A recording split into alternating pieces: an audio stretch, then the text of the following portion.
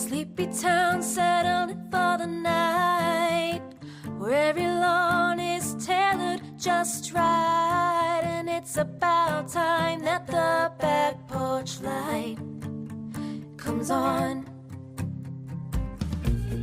At that house down the street, at that house on Magnolia Street. Oh God. Okay. This is new. Okay, I'm hitting the button. Okay. And now it says I'm live. I'm hitting the little plus button. We Steve's are. World official invite. Going live. Yes, it worked. Whoa. All right. Look at that. This is a first time in Magnolia Street Podcast history that we're doing this. Yeah, this was concepted 20 seconds ago. Yeah. Okay, so Linda Menendez, chocolate cake for breakfast. What up, Alex? Good morning, y'all. Yeah. Hello.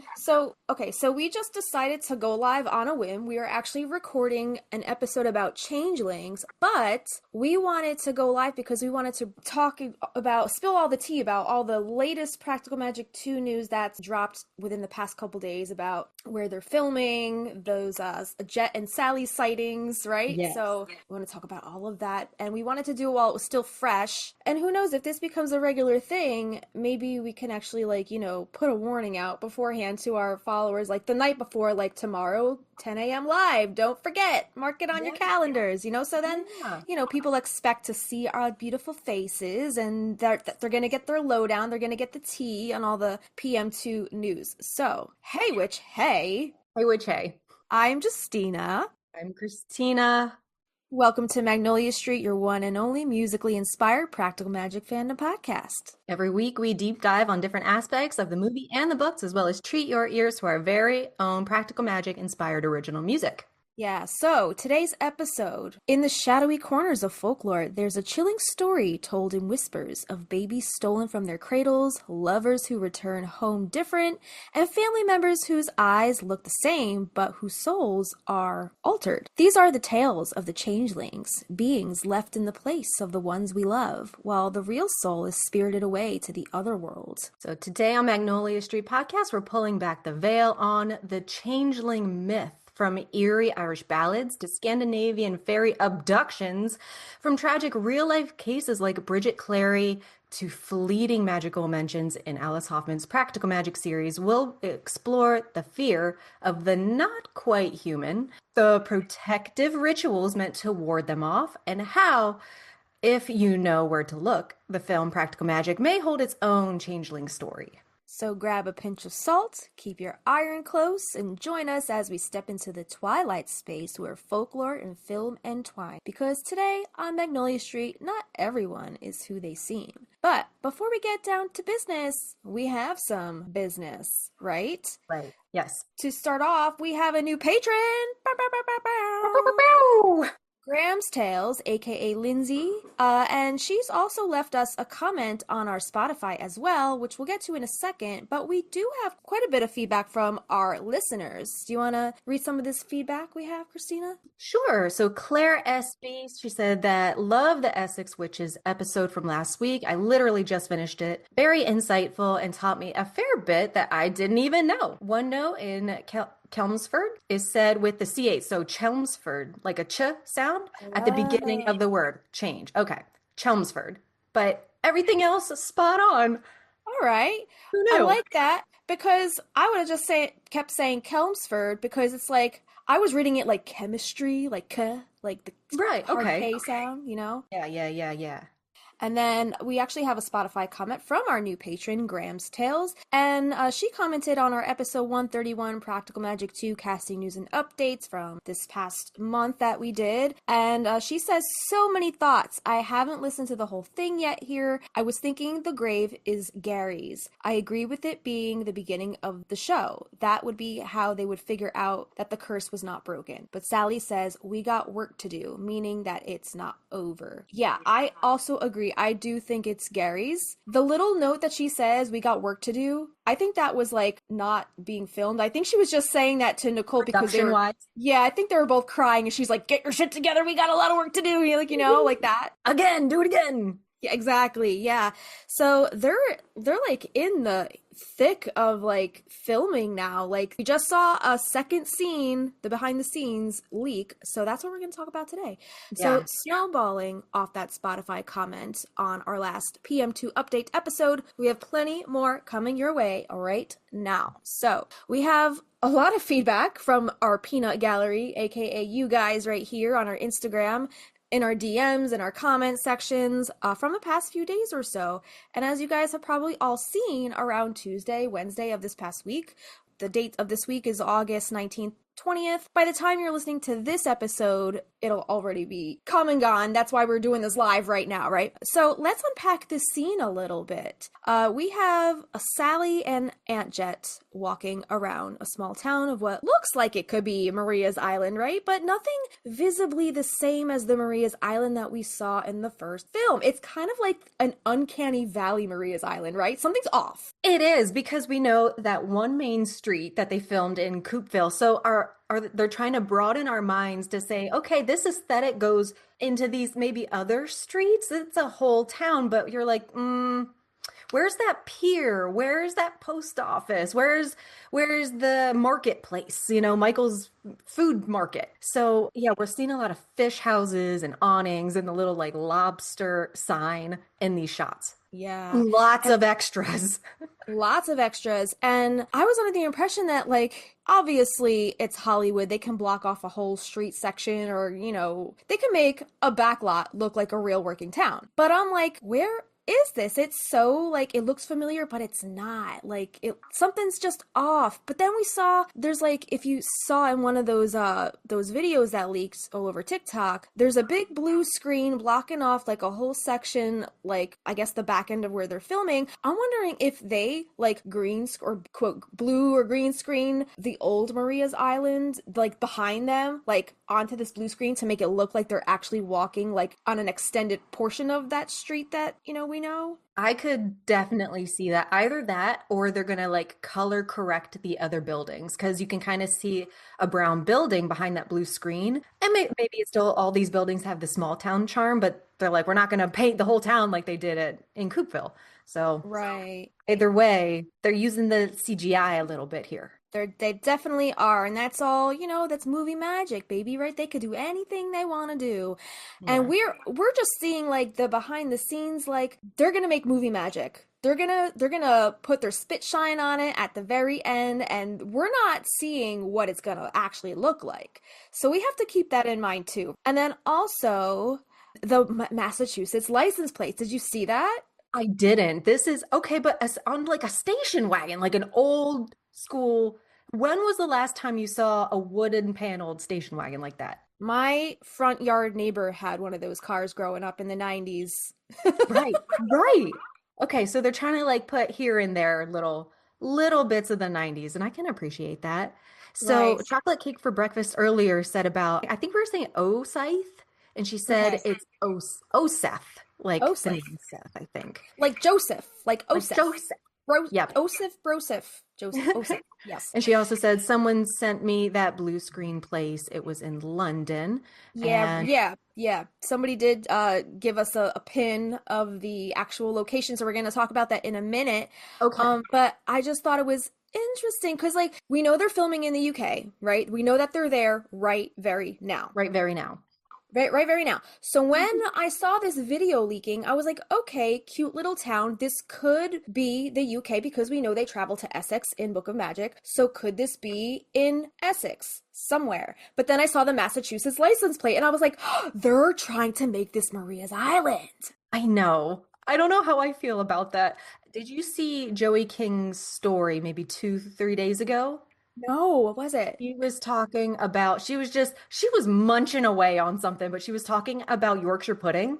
And she was like, as most of you know, I'm filming in the UK right now.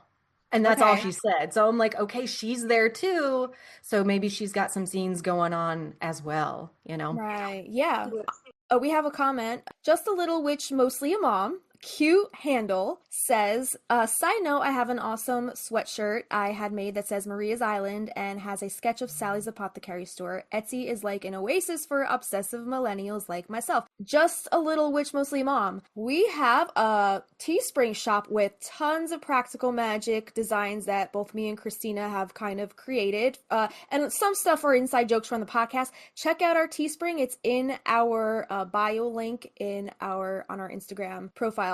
So if you want more practical magic goodies that's more geared toward the podcast, check that out. Diana, thank you. Diana, thanks for tuning in. All right, we have a comment.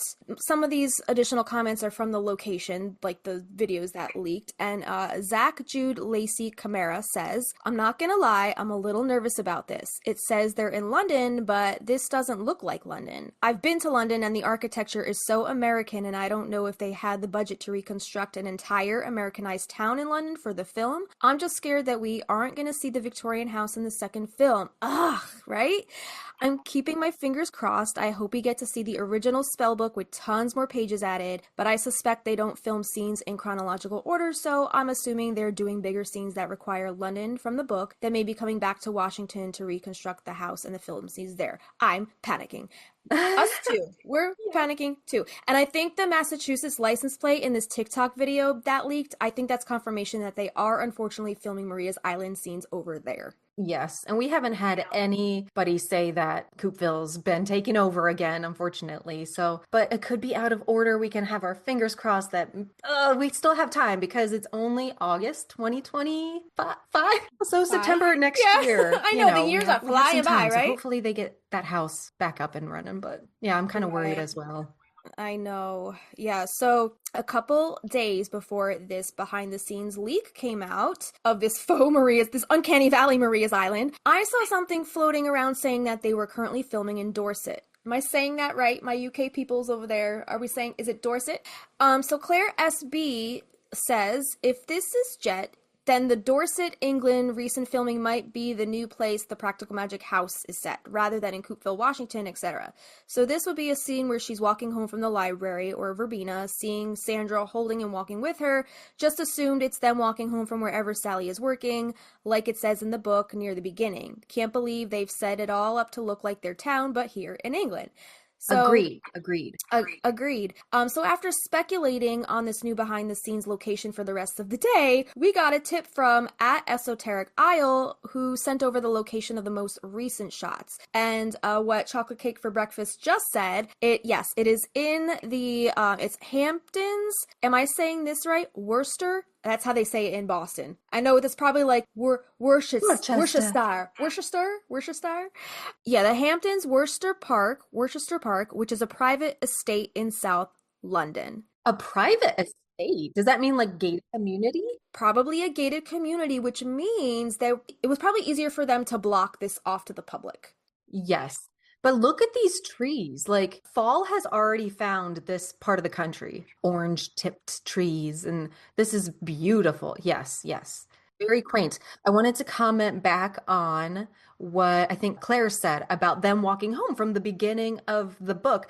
I want them to be going to the pub. Remember how Jet's like trying to get everybody to go to that Black Rabbit Inn or whatever? Right. And they're like, up the library and walking home. Sally's outfit is very librarian to me. Definitely, yes. So I do have some comments about that coming up. This last photo, this is very Salem Pickering Wharf. That's what I was gonna say. Yeah, you're right. Well, I mean, it definitely does have a New England kind of charm. It does. I'm not gonna lie about that. But we all know, the real fans know the real deal. This ain't really Maria's Island. That's like when they just filmed Hubie Halloween or the second Hocus Pocus and tried to say it was Salem. Us Salemites were like, that ain't Salem. That's not Salem. Where did they film it? I think some in Marblehead, on the outskirts. I don't think they wanted to do Salem again because it's so popular now that like people, they don't even want to deal with, I guess, blocking off the streets and maybe the budget. I know there were a couple scenes maybe filmed in Salem, but most of it was filmed in like Marblehead. We know Marblehead has its own spooky history too. Right. Radio Jackie on Facebook. Somebody sent us a screenshot screenshot of this little, I guess, news posting from Radio Jackie. Filming for Practical Magic 2 is underway in Worcester Park. Nicole Kidman and Sandra Bullock are confirmed to be returning as the Owen sisters, blah, blah, blah. But then it's all those like little photos of, I guess, how they they flipped the town to look like New England, which is crazy, right? Yeah. So then lastly, we got a DM from Tessa at Ritual Remedies, who is actually a local over in Coopville, where they filmed the Maria's Island scenes in the last film. And she has confirmed that they are not filming in Coopville, not noticeably anyway. There's no rebuilds happening on that house on that bluff, unfortunately. There's no mention of it, so it is highly unlikely. And the bluff where that house resided is actually in a state park, which is now a picnic area. So it doesn't seem like there's a rebuild that has gone into effect that anybody has noticed anyway. So I think that has a lot of us worrying. Are we gonna get our house? Right. If you and I ever do get to Coopville, which we will get over to that side of the country, I would go to that picnic area and I would just like starfish on the land, I think. Right. Yeah, and I would send a little blessing into the ocean. We could bring some fake like decomposable or ocean safe something to throw in and offer to the ocean there. A recreation of Gary's syrup. Yes. Just some Nigella seeds. Just Nigella seeds. That would be fine to throw in the ocean. That's so cute. Yeah. Claire SB weighed in and said, if we get the house, it might be interior only because they can easily recreate it all on a soundstage. But using the blue screen in the village shots, she says it might be that any exterior shots of the house might be from what Griffin had shot from the previous movie. So that would be easier to do, less costly than recreating the whole exterior of the house again. And I think we'll be pleasantly surprised. I'm sure it'll all be done in a way that the fans will be happy. They want the film to be good, and they put the money into it, so I'm sure it will be. So I guess we just have to have faith in Hollywood and make that movie magic, make it feel like the first film, because I think a lot of people are going to be disappointed if it's not. They're going to have to take the time to like digitally enhance Griffin's stuff though, because as we can see, even the high definition movie stills we get online, between that and 2025 film, where it's come now, it's going to be quite the difference in like quality, I would think. So they might have some work to do there. Well, you know how they're able to like remaster old movies? I'm wondering if they could do that and make it high def. I don't know how that works. I'm not a filmmaker. I don't know if like you shoot in like the old, cameras that they used in like the 90s, is it possible to then make that high def? It's kind of like working with a 72, this is graphic designer talk, working with a 72 DPI image and then bumping it up to 300 and you're like, that don't work. You can't go from low res to high res. You just can't. So yeah, it gets wonky. How that works. So I don't know. Okay, so now that we've pinned down the location, let's take a look at Sally and Jet, because this scene is of them walking through, quote, Maria's Island, right? Right. Yes. So chocolate cake for breakfast. If you're still here, Alex, you posted a comment that said, I swear they don't look a day older. Must be those placenta bars. Right? Soap and bubble emojis.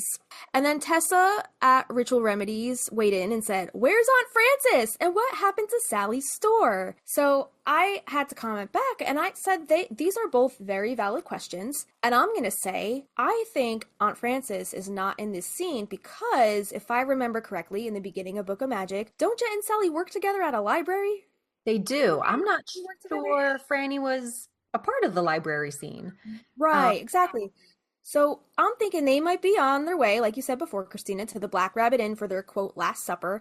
And if Sally's working at a library now, that kind of explains her intellectual trench coat and her nerdy glasses look. And keep in mind, the store, the Verbena store, don't even exist in the books at all, right? That's true. I think it should be really interesting to see how the writers are going to fuse the book world and the movie worlds together. Because obviously, if the Verbena shop don't exist in this movie, they're going to have some explaining to do. Like, why doesn't she have Verbena anymore, Maybe she has relegated, maybe it's been doing so well that Linda and what's her name have taken it over and she doesn't need to be there as often. Carla, yeah. Carla, yes. Somebody had asked, I don't know where it was and I didn't pull the comment, don't know if you did, but somebody was asking, yeah, but where's that bag from though? So did a little digging. Did you have it? Perfect. Mm-hmm. Okay. Yeah. Okay. We leave no stone unturned here on Magnolia Street. So okay, cool. Yes, We're going to talk about the fashion right now. So let's talk about the fashion. So first, let's take a look at Sally. She is sporting this long navy blue trench coat, a brown leather like netted bag with a handkerchief hanging out of the back of it. Her hair is long and wavy. She's got her tortoiseshell glasses on. And you can't see it in this photo, but you could see it in the videos that have leaked. She's also wearing like black ballerina flats. So she's wearing the flats. She's all about the flat life now. So at Fifth Alchemy says, I don't know how I feel about Sally's fashion faux pas in the new movie. Trench, the skirt with leggings, she looks very frumpy. And I would have to say, I agree. This is not the soft, feminine, whimsigoth Sally that we saw in the 90s. However, looking at this from a character analysis point of view, I think this style change is actually a testament to Sally's introvertedness, and you have to take into consideration at this point in the story, she has now lost a second husband to this curse. So I'm sure that made her recluse and retreat even more. She's not trying to impress anybody. She's not trying to be sexy anymore. This could very well contribute to her wanting to, quote, cover herself up or shield herself through her fashion choices. This is very much more in line with book Sally. Like Yes. so much more. And I'm really interested to see how they write her dialogue, because you and I talked about probably in Sally's character analysis that book Sally's kind of a bitch. Like she's very salty. So Yes. after the death of a second husband, like how are they going to showcase her grief, I guess? I mean, even in this scene, if you could see it in the videos that leaked, like she looks very sullen, right? Yeah, she does. She- Yes, she does. She does look like she's grieving here. So I guess let's move on to Jet. What is Jet wearing? So you want to take this away, Christina? So we have Jet. She's got on a purple and indigo gradient wizardy looking coat with a black leather and purple looking kind of handbag. And this looks like very loud for what we saw Jet wearing in the first film. And Jet wore like muted palettes, very soft. This looks a lot brighter for her. She also has a haircut. I don't know if they're going to give her extensions or do CGI. I have no idea. This, I was hoping. Oh, but Jet's already dead at that point. I'm like, Jet, we're going to the UK. We got to tone down the Victorian and put you in something a little more modern so you blend in. But she Right. never ends up going to the UK. So I don't know what they're trying to do here. Yeah. Anyway, but she's also got this beautiful beaded handbag. And it looks like we got a DM from Graham's Tales who said, I think it's an End Collins bucket Oh, bag. Enid Collins, I think it Enid is. Collins. Okay. Yeah. Yes, at least that's what the Google picture search said. So, yeah, so I did a little bit of a deep dive, and if you click on this link, this is the Etsy link for a handbag, not the handbag that Jet has, but one very similar to it. So we'll just take a look at all the detailing, very beautiful detailing. But so the opening is a little different. Jet's has a leather flap over the top, like kind of like a knapsack kind of style bag. And the one in the Etsy listing is like a wider opening with a small strip of black leather that folds over the opening to kind of like clasp it there. But aside from the different styles and model of these two bags, they both look like they're made from the same materials. They've got the black leather straps and the linings, and the body looks like that same deep purple canvas material, and the beading and detailing on the front is like unmistakable, right? They both look like they're kind of like from the same designer with its ornate embellishments. Even the gold clasp to secure the bag shut looks kind of the same on both bags. And I was looking for Jet's exact bag style from this designer, the Enid Collins, but I couldn't find it, so perhaps this designer did an exclusive design just for Diane specifically for this movie. So this bag that Jet's holding in this scene might be a one of a kind. So we'll have to do more digging on that if we can find it. I totally see that. I want to point out, I don't know if you have it, but Jet has these really cool sunglasses. They're like a cat's eye sunglass. And instead of like the little fringy baby bangs that she had in the first film that were very separated, they got these little beautiful soft angel cherub curls going for her. Yeah. I like that. I just wish they kept her hair nice and long. And her palette muted. Somebody else said, I don't know if it was you or somebody in our comments, they were like, her look or this shot in general, it's just very clean. Polished. Yes. Polished, like movie polished, like it doesn't have that 90s charm. I don't know. It's very polished. And I also think I told you that because they're in these dark colors against the like very, very light houses, makes it look so different. It's not as soft. It's very crisp and hard lines and colors. Like our extra here, or I'm not sure what her character is yet. Firstly, I love that they're using people of color. Finally, a little variation, but her outfit, she's got this soft. We might talk about it shortly, so I won't go in too depth into it. But yeah, it's very harsh, contrasty colors in this. I do love that townswoman's well, first of all, the denim jacket with that very floral dress is so 90s. So that's so cute. That's Yes. on point. And I love her dress. If you notice, it's got like little like leafy, herby, florally, like a like that kind of like pattern. So that's very cottagecore in line with the first film, I think. So cute. Right.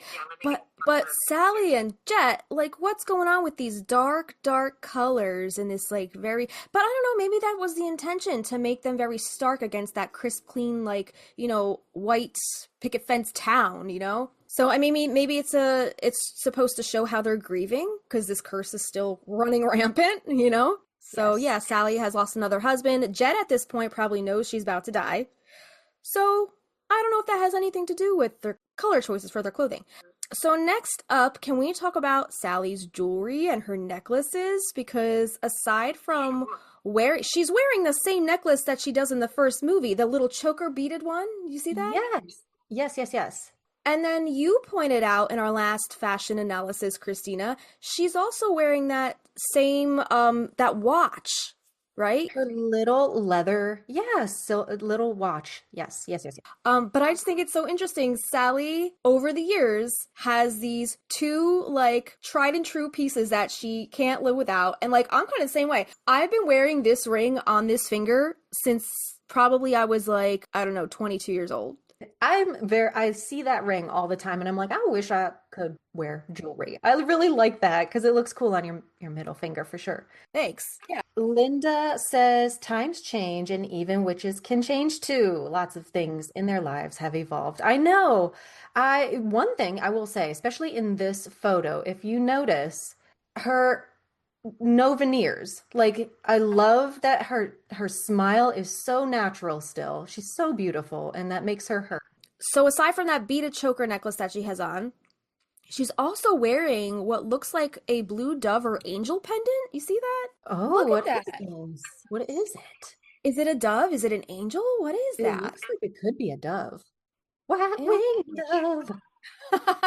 So, do we want to speculate what this addition to her jewelry collection might be? Because clearly she's wearing the same pieces she's worn since the 90s, that watch and this choker beaded necklace. So why do we think she added this other very standout piece in her collection? Do we think it holds any significance, or is this just a random piece that she decided to give Sally like on a whim? You know, I don't know. And this goes back to like our dove episode. Is this a callback to that ninth love spell, the dove love charm? I hope it's addressed in the film. I hope we get the story behind it. Right. And then somebody else said there's a guy sitting in the cafe, like when she walks past I guess it's the lobster house or whatever that she walks past. There's a bald guy on a computer there, and somebody commented on it and was like, "Is that Jeff Bezos?" I saw that one. Dove That made me familiar laugh. spirits. Oh, because the doves live in the saguaro cacti, as we learned. Oh, yeah. Chocolate Oh, cake yeah. said dove's fairy spirit. That is true. And then also, I wanted to comment, what season do we think this is? Because, like, clearly Sally and Jet are dressed for the fall, but this guy, what is The guy next to her has jorts on. The other guy too. Look to the other side. That guy. what the heck is going on, you guys? What in the 90s?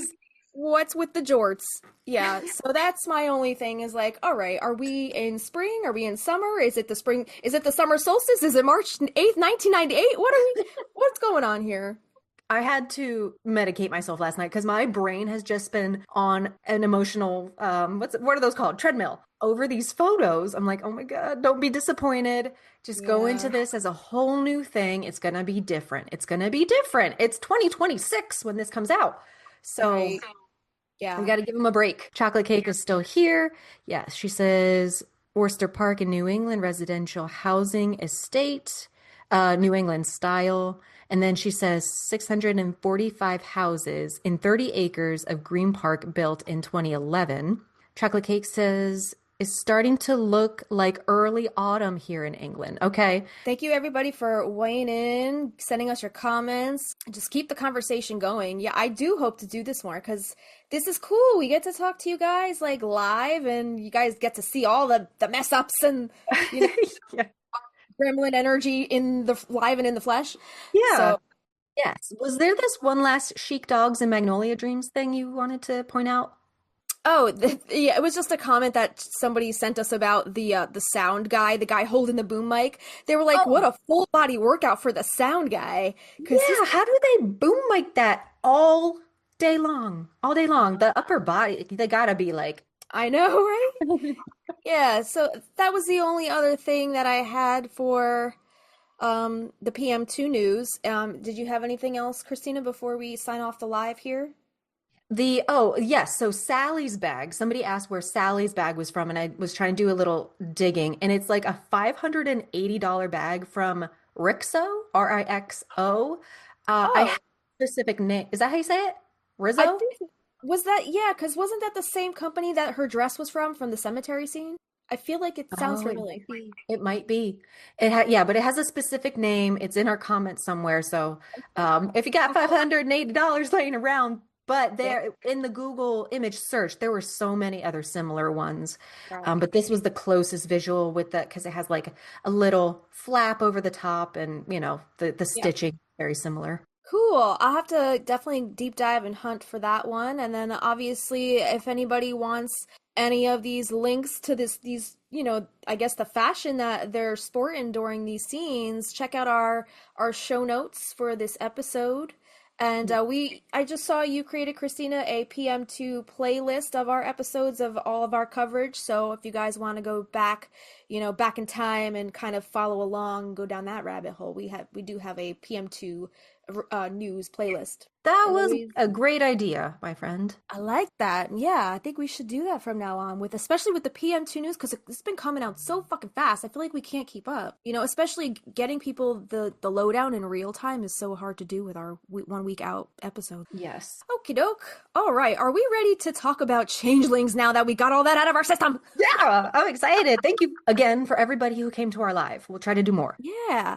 And same time, same place. We usually record on Tuesday morning. So if it's not on Tuesday 10 a.m., it'll be Thursday 10 a.m. All right, so changelings. So I have this little poem by W.B. Yeats, who writes about the changelings in his poem, The Stolen Child. Come away, O human child, to the waters and the wild, with a fairy hand in hand, for the world's more full of weeping than you can understand. I love Yeats. I used to have this big book of him, and I remember highlighting, like tabbing this one out because it was so whimsical. It is.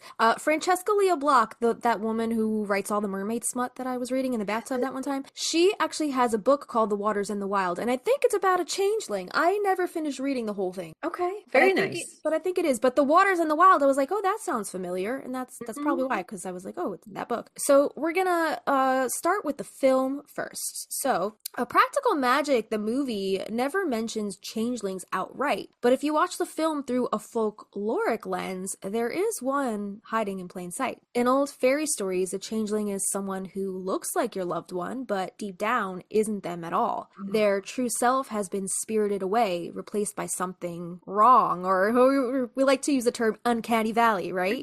Dark and unnatural. Yeah, something is off. And while the changeling wears their face, it twists their nature, sometimes subtly, sometimes completely. In the film, this plays out when Gillian returns home under Jimmy's influence. Her smile is there, her voice is there, but she's not Gillian. She's jittery, erratic. There's a shadow in her eyes that Sally doesn't recognize. Unlike in folklore, Jimmy's presence has replaced her true spirit. In changeling lore, families would perform, quote, return rituals to drive out the imposter, sometimes with charms of iron, salt, fire, or a circle of community protection. In Practical Magic, the exorcism scene becomes a modernized changeling recovery ritual. The Owens women and their neighbors form a protective circle. They put candles around, they chant in unison, and they call the true Gillian back to herself. And the message is the same across centuries. When someone you love has has been overtaken, whether by grief, addiction, abuse, or by supernatural forces, you gather your community, you create sacred space, and you call them home. In fairy stories, you bring back the stolen child. Kind of like in Labyrinth, right? You ever see that movie? Yeah. In Practical Magic, they bring back Gillian Owens, and maybe there's no cradle left cold in this tale, but there is the aching truth at the heart of all changeling stories, that love can recognize the real you even when you've been lost. Even if it's not the cradle, her innocence that she had is lost. Her autonomy was lost. So this is going to be fantastic. So we do have a little bit from the books. So let's start in Magic Lesson. So page 3, it says, that was how the old woman discovered the abandoned child, staring at a bird nearly as large as herself, fearless and wide-eyed from the start. Maria was a beautiful baby with pitch black hair and pale gray eyes, a silvery shade so unusual the old woman wondered if she wasn't a changeling. For this was a place where strange things happened and fate could be a friend or a foe. Changeling or not, Hannah Owens carried the baby back into the woods, singing as they went, the first human words the baby would remember. Yeah, so this passage is about when Rebecca, Maria's biological mother, leaves a baby Maria in the fens. And what were her real intentions here? Was she hoping that Maria was saved by someone like Hannah, or was she actually offering her child up to the Fae as kind of like a sacrifice? Because we know she did magic, right?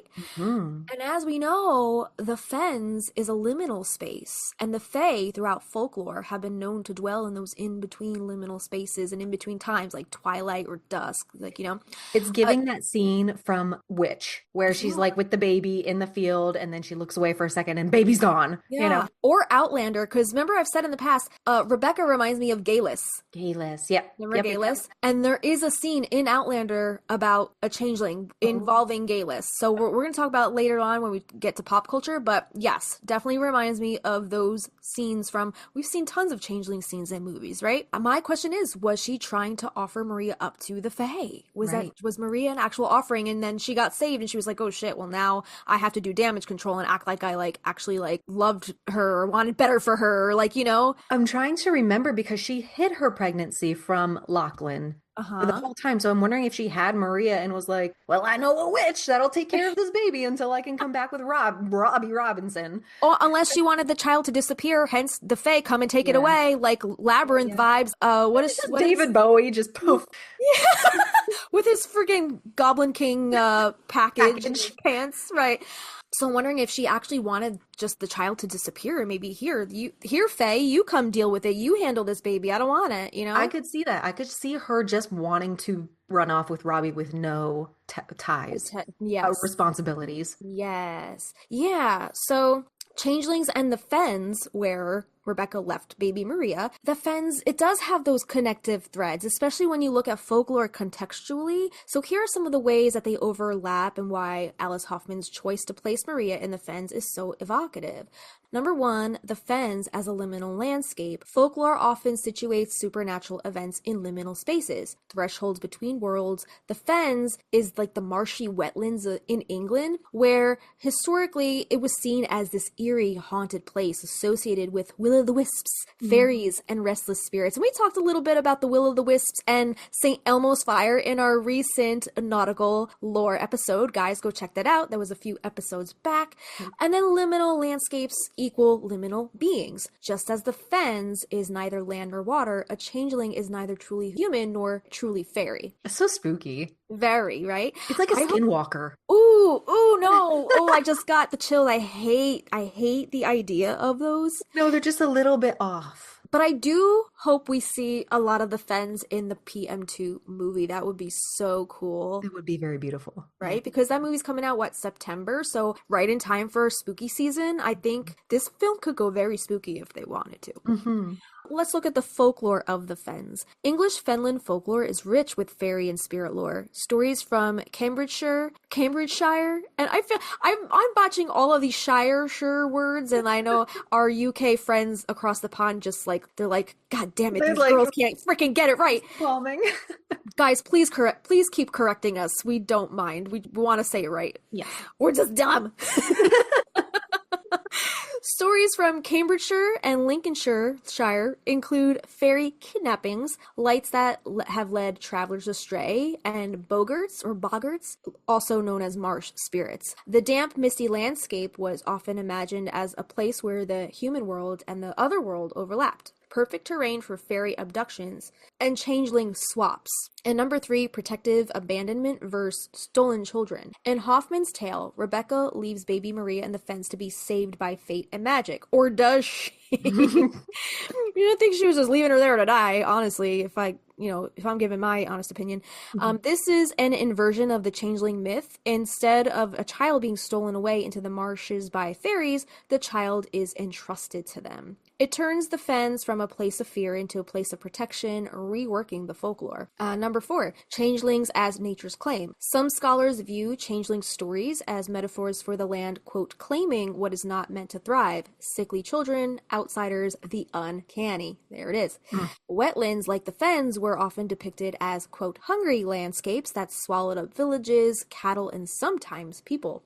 And to leave a baby there, like Maria, this invokes that archetype, the landscape itself as a supernatural force of exchange. So in short, both changelings and the fens are about thresholds, where one world bleeds into another. Folklore sees wetlands as dangerous fairy-haunted places where humans vanish and something uncanny takes their place. And Hoffman flips that on its head. Maria's survival in the fens transforms the changeling narrative from one of theft into one of magical guardianship. I love that. Yeah. Cool. And then moving to page 134, he, talking about John Hathorne, looked at Faith dozing in the afternoon light. She might be anything at all, an angel beside the snowy flocks, a wicked changeling sent in the guise of a red-haired girl, but her features were not unlike his. The same narrow nose and high cheekbones. She was merely his child. He softened then, and perhaps he smiled. For as Maria gazed up to see him, she believed she saw his heart beating beneath his black coat. Didn't you say in our nautical episode that I guess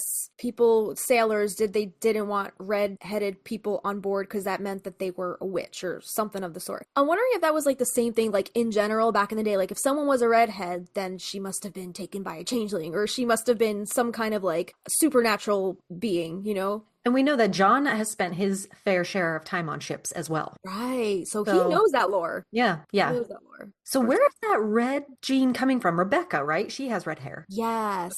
All That's right. why she reminded me of Galus from Outlander, because she's the same red hair, right? Yeah. Then on page 149, it says, it was clear she, talking about Maria, did as she pleased, despite the magistrate's rules. If indeed she was a witch with bad intention, she could have easily had her revenge. She might have stolen the Hawthorne's baby and left a changeling in his place, a faceless puppet made of straw.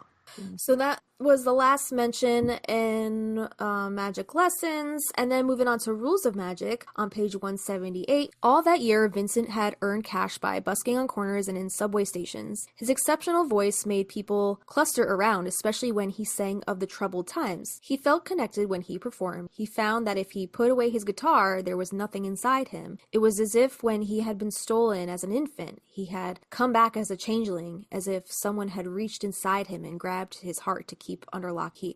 Was he it was as if it said it was as if when he had been stolen as an infant. Was he stolen as an infant? I don't remember that. He was such a good-looking baby that the nurse tried to steal him. Oh shit. Right? Yo, what if it was a descendant of Martha Chase? Oh, or the Lachlan's. Or the Lachlan's. Trying to get that baby. Or David Bowie. The Goblin King himself. We've been married too long. Moving right along. So yeah, this is such a great passage to unpack because Hoffman doesn't just drop, quote, changeling as a throwaway word. She's layering Vincent's identity and struggles with folklore to deepen his character. So here are some ways to interpret why she might have compared him to a changeling. Number 1, the feeling of not belonging. Changelings are often marked by difference, a child who doesn't fit in with their family or community, and Vincent carries that aura in Rules of Magic. He's magnetic, yet restless, yet never fully anchored and always a little apart. The changeling metaphor captures his sense of alienation, like he's in the world but not of it. And also, he's the only male in that family. He is, indeed. The Owens never bear male children. It's always girls, right? So the fact that he's just been like plopped into this like heavy feminine family, it is kind of like he doesn't belong almost a little bit. Maybe he feels that way, you know? And we also get scenes of him really struggling with the identity, and like the scenes in which he's using substances or alcohol and or magic to just kind of float through existence. Yeah. You know, he's there, but he's not there. Exactly. And number 2, a hollow self without music. Hoffman writes that when Vincent puts down his guitar, there's, quote, nothing inside him. In folklore, changelings are sometimes described as hollow, soulless, or lacking the spark of true humanity. Music is the one thing that fills Vincent's emptiness, giving him connection and authenticity. It's as if art is the tether holding his, quote, real self in place. And number 3, heart under lock and key. The passage explicitly likens his heart to something stolen away. In changeling lore, the true child is spirited off, often to be kept in the fairy realm. By suggesting someone has, quote, grabbed his heart to keep under lock and key, Hoffman is evoking that myth. Vincent is both here and not here, both whole and incomplete. And number 4, reflection of queer identity. Vincent's queerness and the secrecy surrounding it, especially in the 1960s, resonates with the changeling motif. Being different, not fitting society's mold, and feeling like your true self is hidden or inaccessible mirrors how changelings are, quote, othered. Hoffman may be using the myth as a coded way to express the isolation of living a life that feels stolen from authenticity, because he couldn't be himself, you know? Exactly. And number 5, destiny and otherworldly aura. Owen's family members are always touched by magic and fate, but Vincent, most of all, has an otherworldly aura. The changeling image underscores his role as someone set apart, almost too luminous, too tragic, too mythic for the ordinary world. He's destined for intensity, artistry, and loss, and he does live that very tortured poets department, that tortured artist life. Like the way that he kind of like dipped out of, like, he had to fake his own death, go to another country, and then he died there too. Like, dodge a draft. He went through a lot. He's almost very Fae-like himself. He's almost like too beautiful, and his music is so enticing, like a siren song almost. Like he gives Fae energy to me. He does. He does. And in short, Hoffman uses the changeling metaphor to show Vincent's alienation, his hollowed out need for art, and his liminal identity. Human, yet not. Present, yet withheld. Beloved, yet marked as other. Yeah, let's talk about a little changeling folklore through history and culture. So a changeling, also historically referred to as an Auf or an Oaf. Oaf. Yeah. AUF or OAF is a human-like creature found throughout much of European folklore. According to folklore, a changeling was a substitute left by a supernatural being when kidnapping a human being. Sometimes the changeling was a stock, a piece of wood made magically to resemble the kidnapped human. More often, the changeling was a supernatural being made magically to look like the kidnapped human. Supernatural beings blamed for stealing children include fairies, demons. I don't know how much more demon talk there is. Do I want to use my demon card now or later? I don't know. I think maybe later. Maybe later. Okay. I think there might be a lot of that coming up. I could be wrong though. So it's up to you. Do you want to use it? I'm going to save my demon card. Okay.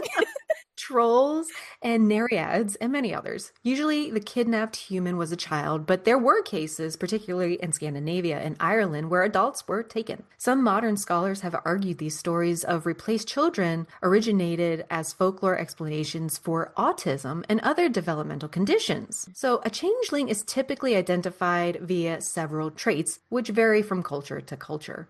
Yo, these photos that you include... These were all from the Wikipedia page. I want these on a shirt. These are cool. I love them. I love them.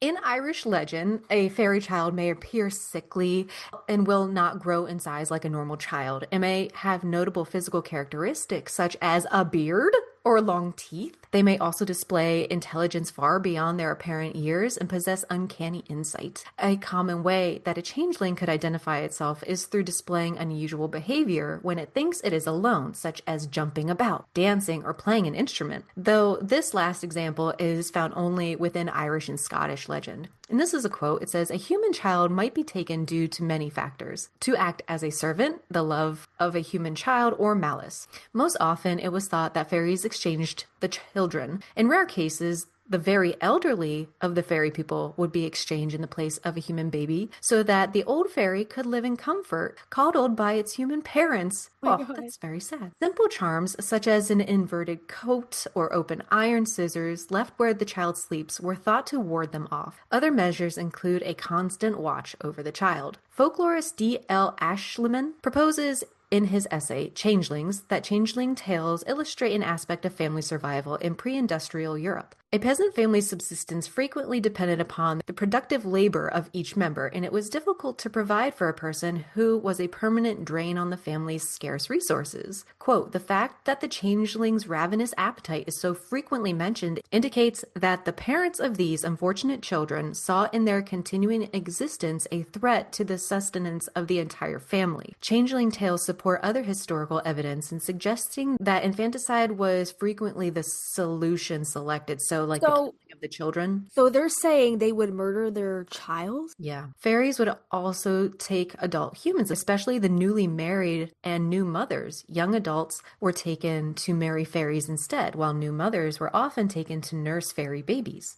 Often when an adult was taken instead of a child, an object such as a log was left in place of the stolen human, enchanted to look like the person. This object in place of the human would seem to sicken and die, to be buried by the human family while the living human was among the fairies. Bridget Cleary was one of the most well-known cases of an adult thought to be a changeling by her family. Her husband killed her, attempting to force the fairies to return his real wife. We're going to get into this case right now, but I just wanted to say that there's an episode about the whole Bridget Cleary case on Morbid podcast, and I highly suggest everyone go listen to that because I'm sure they're probably going to do it, they're probably going to go a lot more in depth than we're about to go here.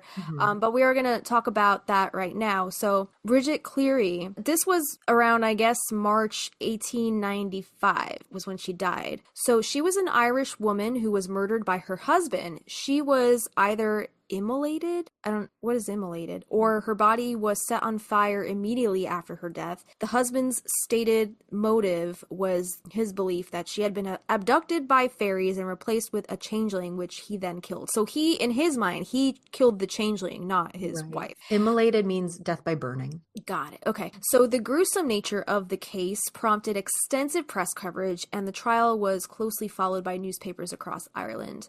So let's get into a little bit of her early life and this marriage and how did this go so south, right? So Bridget Cleary Nee Boland, I guess that was her maiden name, was born on February 19th, 1869 in Ballyvadalea County, Tipperary, Ireland. She married Michael Cleary on August 6th, 1887 in the Roman Catholic Church in Drangan. The couple had met earlier that month in Clonmel, where he worked as a cooper and she served as a dressmaker's apprentice.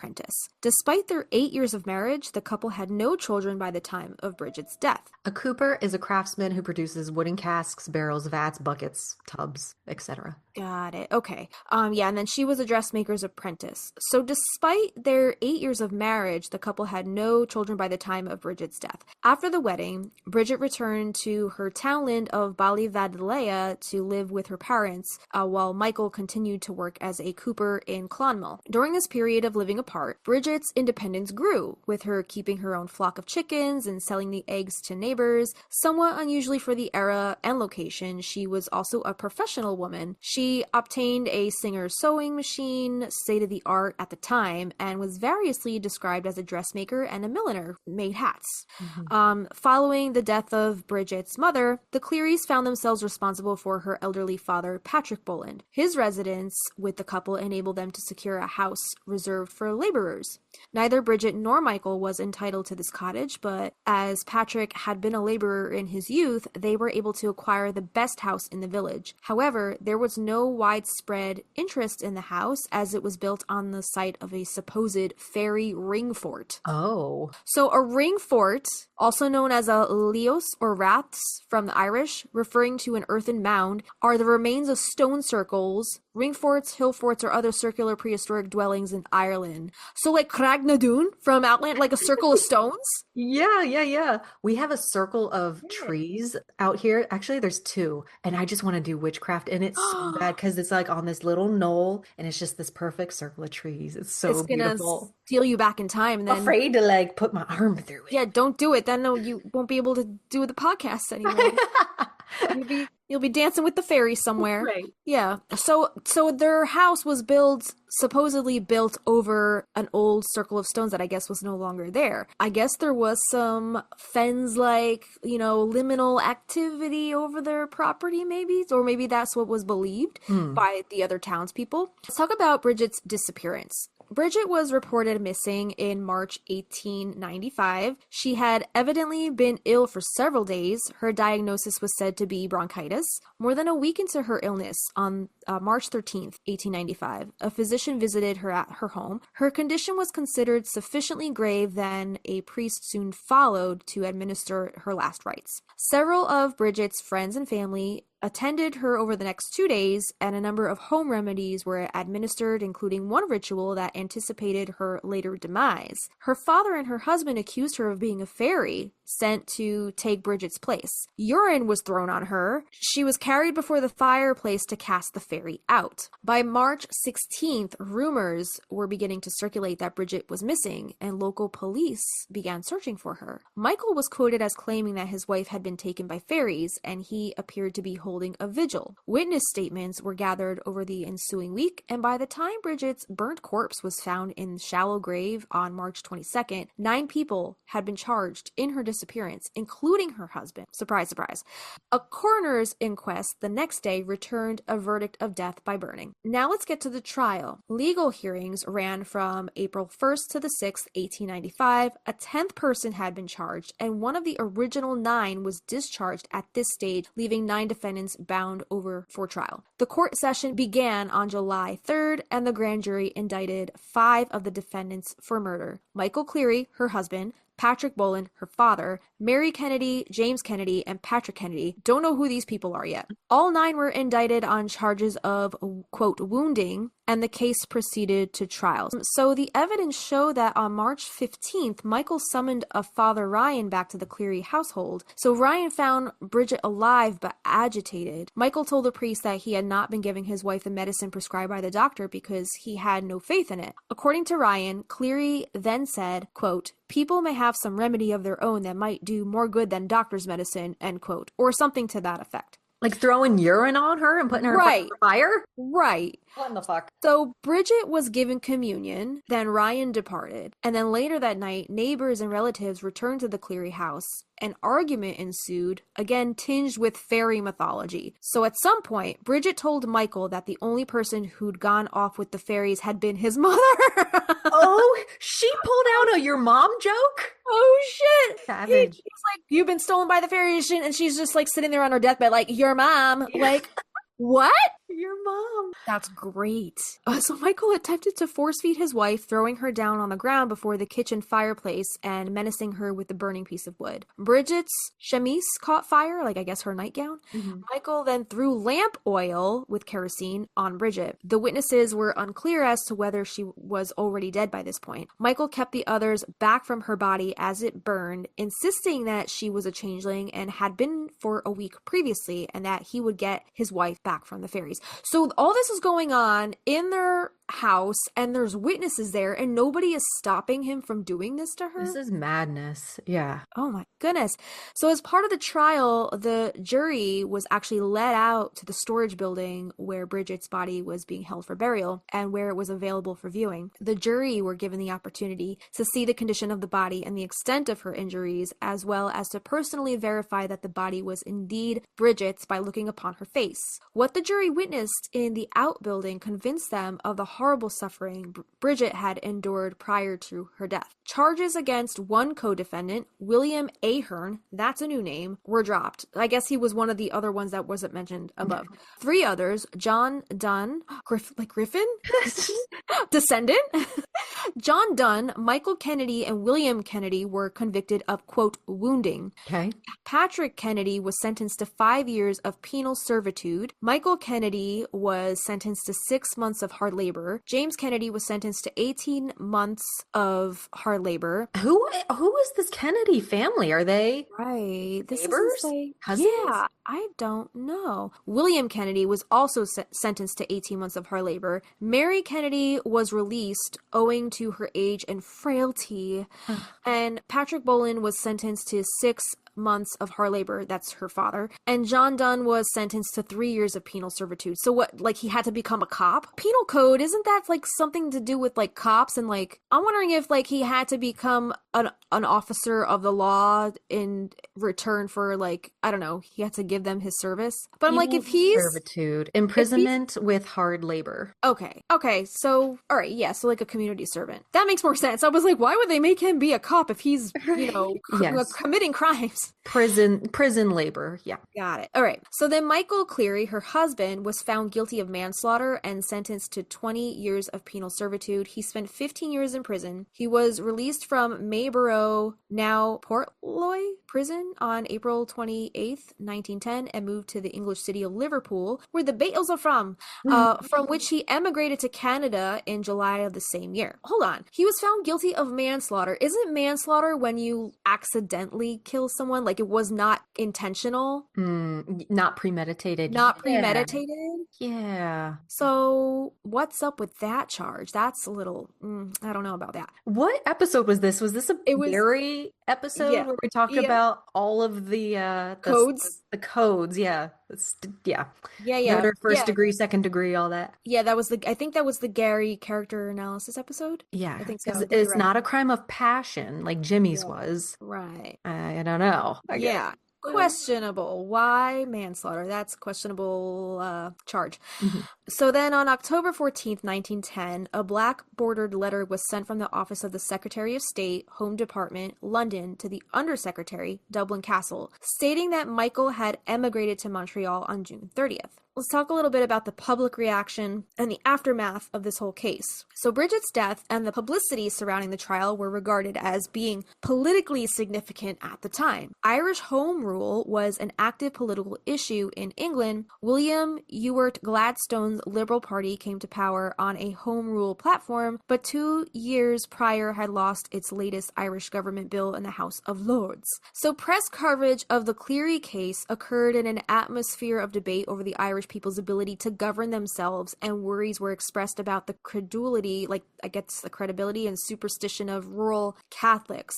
The coroner who examined Bridget's corpse claimed that, quote, amongst Hottentots, one would not expect to hear of such an occurrence. So if they're able to govern themselves, I guess they weren't overseen by the church and make sure they're being like good Catholics, I guess. I see. Okay. That's what I'm kind of formulating in my brain. I don't know. I could be wrong. The writer E.F. Benson took a considerable interest in the case, publishing a scholarly commentary on it called The Recent Witch Burning at Clonmel in the influential periodical The 19th Century in June 1895, before the trial itself began. It accepts the defense argument that those involved with Bridget's death acted out of a genuine belief that she had been possessed by a spirit, had no intention of murder, and were attempting to restore her to the rightful self. I guess that explains the manslaughter charge, because they were trying to cleanse her of the evil, which in those days probably took precedence over, murder. Yeah, I understand. Yeah. So they were just trying to restore her to her rightful self. And Benson cites a pattern of similar beliefs in, quote, savage tribes, with examples from various societies, and talks of, quote, the enormous force which such beliefs exercise on untutored minds, end quote. He points out that the door of the Cleary house was left open and no attempts were made to keep the assaults of Bridget secret. Damn. Quote, it is inconceivable that, if they had wished to kill her, they would have left the door open, that they should have allowed their shouts to attract the neighbors, or that 10 persons should have been admitted to witness the deed. Terrible and ghastly as the case is, we cannot call it willful murder, end quote. The article ends with the statement, quote, if they killed, but not with intent to kill, still less should be the extreme penalty be inflicted, end quote. So going back to our exorcisms episode and the deaths we talked about there, would they also have gotten manslaughter in this more modern time? Because you still hear about young people, their parents think that the kid needs an exorcism and in turn kill them somehow. Right. Yeah, we did talk about a couple cases. I don't remember that little girl? That little girl, she was like starved and like Annalise Michelle. Emaciated. Yes.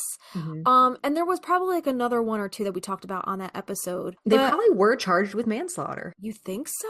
Even in the modern day and age? Because that was only like the 60s or 70s, right? I'd have to go look at our notes. I'm not sure. I mean, I could see in this time period that we're talking about, because back then the devil, as long as they're casting the devil out, they can do no wrong. Right? I mean, look what they did in the Salem witch trials, and the burning times, right? Like they killed people for no other reason other than they thought that they were a witch or working for the devil or so on and so forth. So yeah, manslaughter, that's a bullshit charge for clearly murder. Agreed.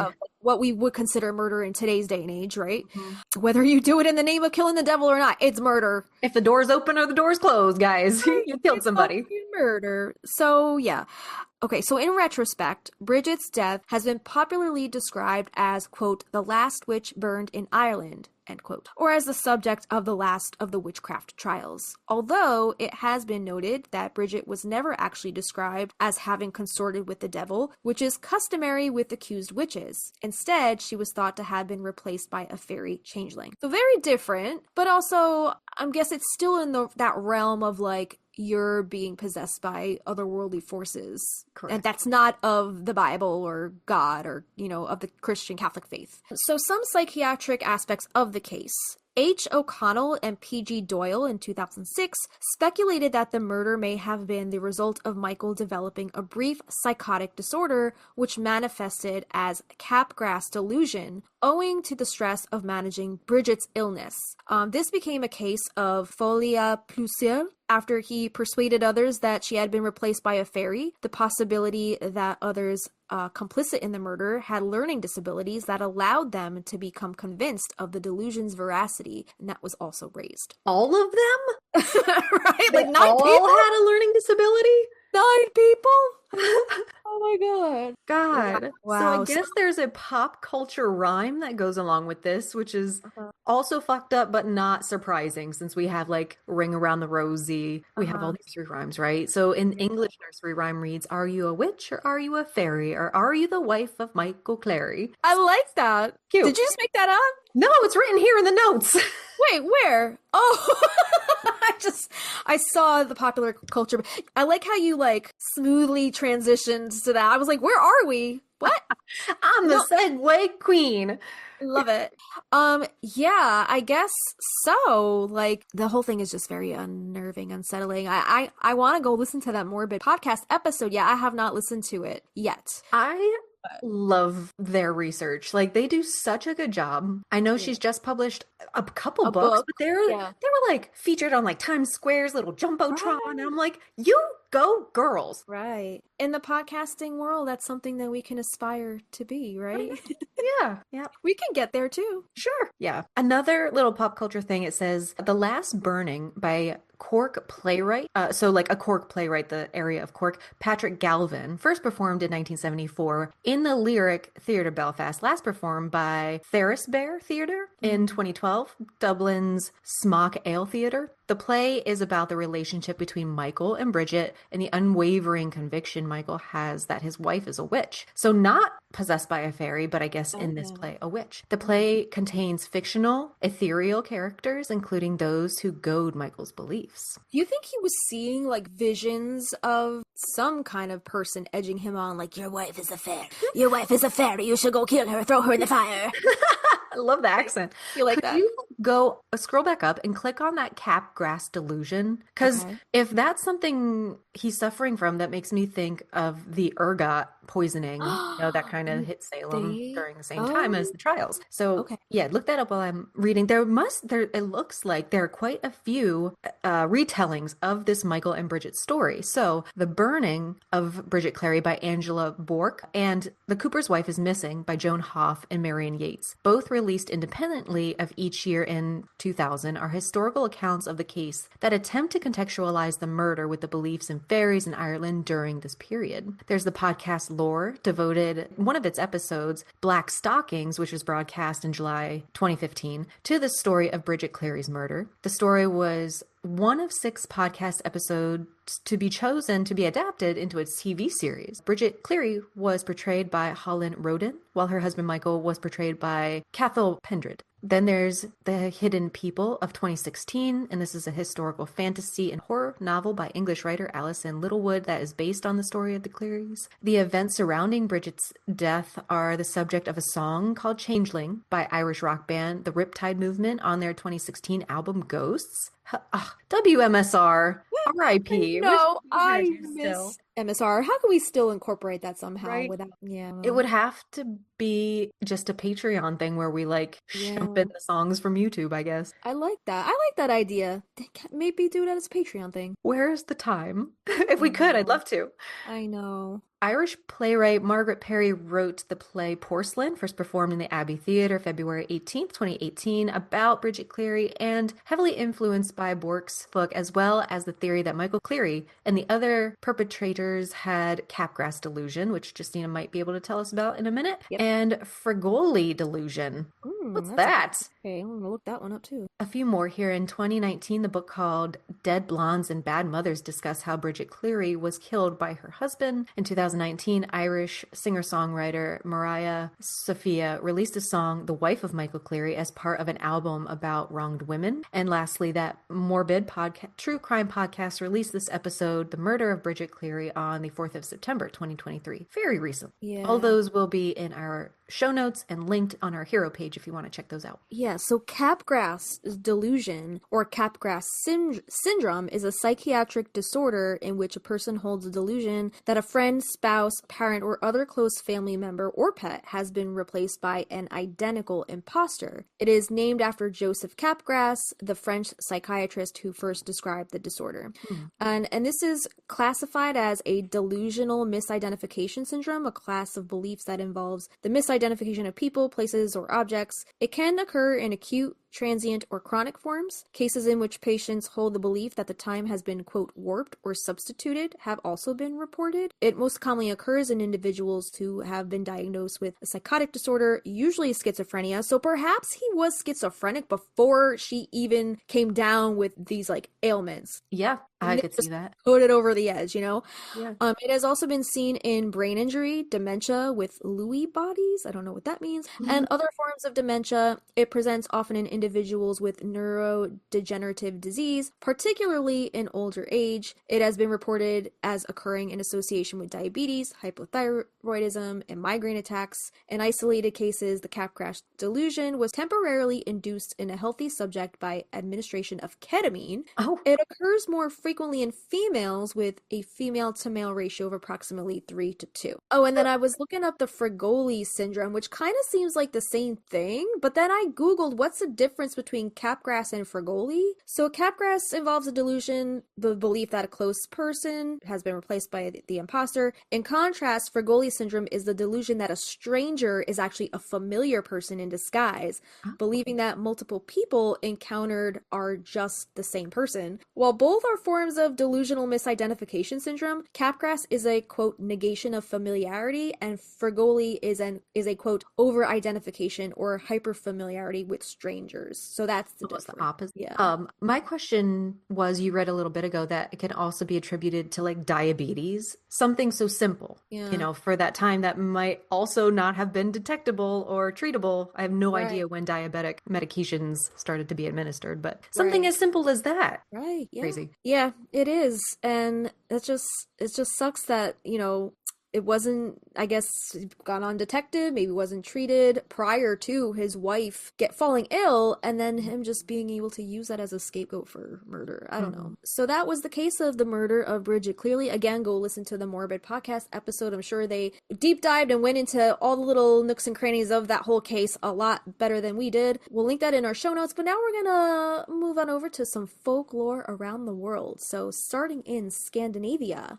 In medieval Scandinavia, it was believed that trolls considered it more respectable to be raised by humans than their kind, and would consequently seize the opportunity to give their children a human upbringing. Some believed that trolls would only take unbaptized children, since once a child had been baptized and therefore received into the Catholic faith, the trolls were powerless to abduct it. Beauty in human children and young women, particularly traits that evoke brightness or reflectivity, such as blonde hair and blue or silver eyes, or gray eyes in Maria Owens' case, right? She had those gray eyes, are said to attract fairies, as they perhaps find preciousness in these traits. In Scottish folklore, the children might be replacements for fairy children in the Tithe to Hell. I just read a book by Holly Black called Tithe, and it's kind of like about that, like this girl is born a fairy, but she's kind of like made to be a human her entire life, and she doesn't figure this out until she's like a teenager.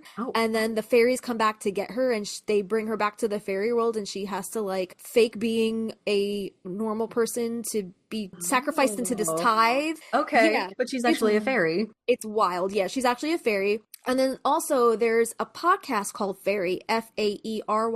It's fictional, obviously, but they use like bits of folklore, and it's like these live testimonies of people like talking into a tape recorder and interviewing people about like these fairy happenings around the city. And that's also really cool. And they also talk about this tithe ritual, which is basically, I guess, like money owed to the fairy realm, or like a sacrifice that you have to give to the fairies. It's taxes. Exactly. Fairy tax. The fairy tax. Right. So this is best known from the Ballad of Tam Lin. According to common Scottish myths, a child born with a caul, or caul, part of the amniotic membrane across their face, is a changeling and will soon die, or is of fey birth. Other folklore says that human milk is necessary for fairy children to survive. In these cases, either the newborn human child would be switched with a fairy baby to be suckled by the human mother, or the human mother would be taken back to the fairy world to breastfeed the fairy babies. Human midwives were also thought to be necessary to bring fairy babies into the world. Some stories tell of changelings who forget they are not human and proceed to live a human life, like the what I was just telling you, that story Tithe that I was just reading by Holly Black. The girl thought she was normal her entire life. However, in some stories, changelings who do not forget return to their fairy family, possibly leaving the human family without warning. The human child that was taken may often stay with the fairy family forever. Feeling connected to a changeling's fate, some families merely turn their changeling loose to the wilderness. Some folklorists believe that fairies were memories of inhabitants of various European regions who had been driven into hiding by invaders. They held that changelings had occurred. The hiding people would exchange their sickly children for the healthy children of the occupying invader. In Nordic tradition, it was generally believed that trolls or beings from the subterranean realms exchanged children. Since most of the supernatural beings of Scandinavian folklore are said to be afraid of iron, Scandinavian parents would often place an iron tool, such as what we said before, a pair of scissors or a knife, on top of the cradle of an unbaptized infant to prevent its abduction by the trolls. It was believed that if a human child were still taken despite such measures, the parents could force the child's return by treating the changeling cruelly, using methods such as whipping or even inserting it into a heated oven. Oh no. Jesus. In at least one case, a woman was taken to court for killing her child in an oven. In Sweden, it was believed that the fire must be kept lit in the room housing a child before it is christened, and that the water used to bathe the child should not be thrown out. Is that why they say don't throw out the baby with the bathwater? Is that what that means? I don't know. Where else would they get that quote from? I don't know. Yeah, like, don't throw out the baby with the bathwater. So it's saying, yeah, if the water used to bathe the child should not be thrown out. Since both of these precautions will prevent the child from being taken by trolls. Yeah. In one Swedish tale, the human mother is advised to brutalize the changeling board painting, so the trolls will return her son. Still, she refuses, unable to mistreat an innocent child despite knowing its nature. When her husband demands she abandon the changeling, she refuses and he leaves her, whereupon he meets their son in the forest, wandering free. The son explains that since his mother had never been cruel to the changeling, so the troll mother had never been cruel to him, and when she sacrificed what was dearest to her, her husband, she sacrificed her husband, they had realized they had no power over her and released him. Oh, okay. So since the husband like relegated himself to wander in the woods, like he's like, okay, bye. They're like, that'll do. Here's your kid back. And she's like, yeah, just take him. He's a shit man Just anyway. take him. Oh my god. The tale is notably retold by Swedish children's story author Helena Nyblom as Bortbytingarna in the 1913 book Bland Totmar och Troll, which is depicted by this image below. A princess is kidnapped by trolls and replaced with their offspring against the wishes of the troll mother. The changelings grow up with their new parents, but both find it hard to adapt. The human girl is disgusted by her future bridegroom, a troll prince, whereas the troll girl is bored by her life and her dull human prospective groom. Upset with the conditions of their lives, the both of them, they both go astray in the forest, passing each other without noticing. The princess comes to the castle, whereupon the queen immediately recognizes her, and the troll girl finds a troll woman cursing loudly as she works. The troll girl bursts out that the troll woman is much more fun than any other person she has ever seen, and the mother happily sees that her true daughter has returned. The human girl and the troll girl marry happily on the same day. Oh, for a minute it was giving Shrek 1 and 2. Yeah, that's a little bit wild myth. It's like that, like doppelganger, like they pass each other, but they're like not supposed to see each other because you're not supposed to see your doppelganger. If you see it, then like apparently something bad's happen. Yeah. This painting is so pretty. John Bauer, Bauer, Bauer. Yeah. So cool. I like that style. Very cool. It kind of like almost reminds me of like the Brian Froud trolls from Labyrinth a little bit, right? Yeah. Yeah. I'm curious where they got their inspiration for their animatronic, their design for the I'm trolls. sure they look to probably folkloric paintings like this. That's pretty cool. Very neat. Let's hop over to Cornwall. Manatol. Stones in Cornwall are said to have a fairy or pixie guardian who can make miraculous cures. In one case, the changeling baby was passed through the stones for the mother to have her real child returned to her. Evil pixies had changed her child, and the stones could reverse the spell. Oh God. In Germany, the changeling is also known as a Weschlebalg, Weschlekind, Kehlkopf. Wait, this next one, Dickhop. The last hinting at the huge necks and heads of the changelings. Okay. Okay. Several methods are known in Germany to identify a changeling and to return the replaced real child. Okay, so confusing the changeling by cooking or brewing in eggshells. This will force the changeling to speak, claiming its age and revealing its position beyond synchronicity. So probably like a demon giving you its name. You know what I mean? Yeah. Okay, so another thing is attempting to heat the changeling. Oh, you mean like Rumpelstiltskin? What did he do? Remember, like learning his name. Yeah. Yeah. Okay. Remember, he was like, "Guess my name," and then blah, blah, blah. And then she's like, "Okay," and then I don't remember how she ended up guessing somehow. Yeah, who tells her his name? I don't remember the turn of events in that story. But yeah, basically, he was mad because she guessed his name, and then she didn't have to marry him anymore. Right? So then he had to like fuck off because he's like, fuck, I guess. They're like, I'm not eating this borscht out of an eggshell. Give me a bowl. I wouldn't eat borscht in general. That shit sounds horrible. No offense to anybody who likes borscht or makes it. But isn't it like cold, like beet soup or something? Soup. Yeah, that interesting. Doesn't sound appetizing to me. Okay, so you can heat the changeling in an oven, perhaps a lie by capacity to endure present. I don't know what that means. You could hit or whip the changeling. The changeling must sometimes be fed with a woman's milk before replacing the children. In German folklore, several possible parents are known for changelings. Those are the devil, a belief shared by Martin Luther, who advocated for baptism of changelings, a female dwarf, a water spirit, Roggen Muhime or Roggemutter. Ragenmutter, a wry aunt or a wry mother, a demonic woman. Oh, she used it. I don't know. This is the middle of the episode. When am I going to get another demon? Used it. A demonic woman living in cornfields and stealing human children. Ooh. Then in Ireland, looking at a baby with envy. Overlooking, this is called overlooking the baby, was dangerous as it endangered the baby who was then in the fairy's power. So too was admiring or envying a woman or man unless the person added a blessing. The able-bodied and beautiful were in particular danger. So women were especially in danger in liminal states, being a new bride or a new mother. Putting a changeling in a fire would cause it to jump up the chimney and return the human child. Still, Do you think that's what Cleary, the husband, thought was gonna happen when he threw his wife into the fire? Like, did he think that he was gonna see the Santa changeling Claus in her style? body? Yeah. Right. Like, what? God. Still, at least one tale recounts a mother with a changeling finding that a fairy woman came to her home with a human child, saying the other fairies had done the exchange and she wanted her own baby. The tale of surprising a changeling into speech by brewing eggshells is also told in Ireland. As in Wales, various legends described other ways to foil a would-be fairy kidnapper. One was to shout, "God damn, I bless you," but in German, or "God bless you." Got him, August Korsikrim too. Nice. That's what nice. Oh, I don't know if I said in that right. Irish, not German.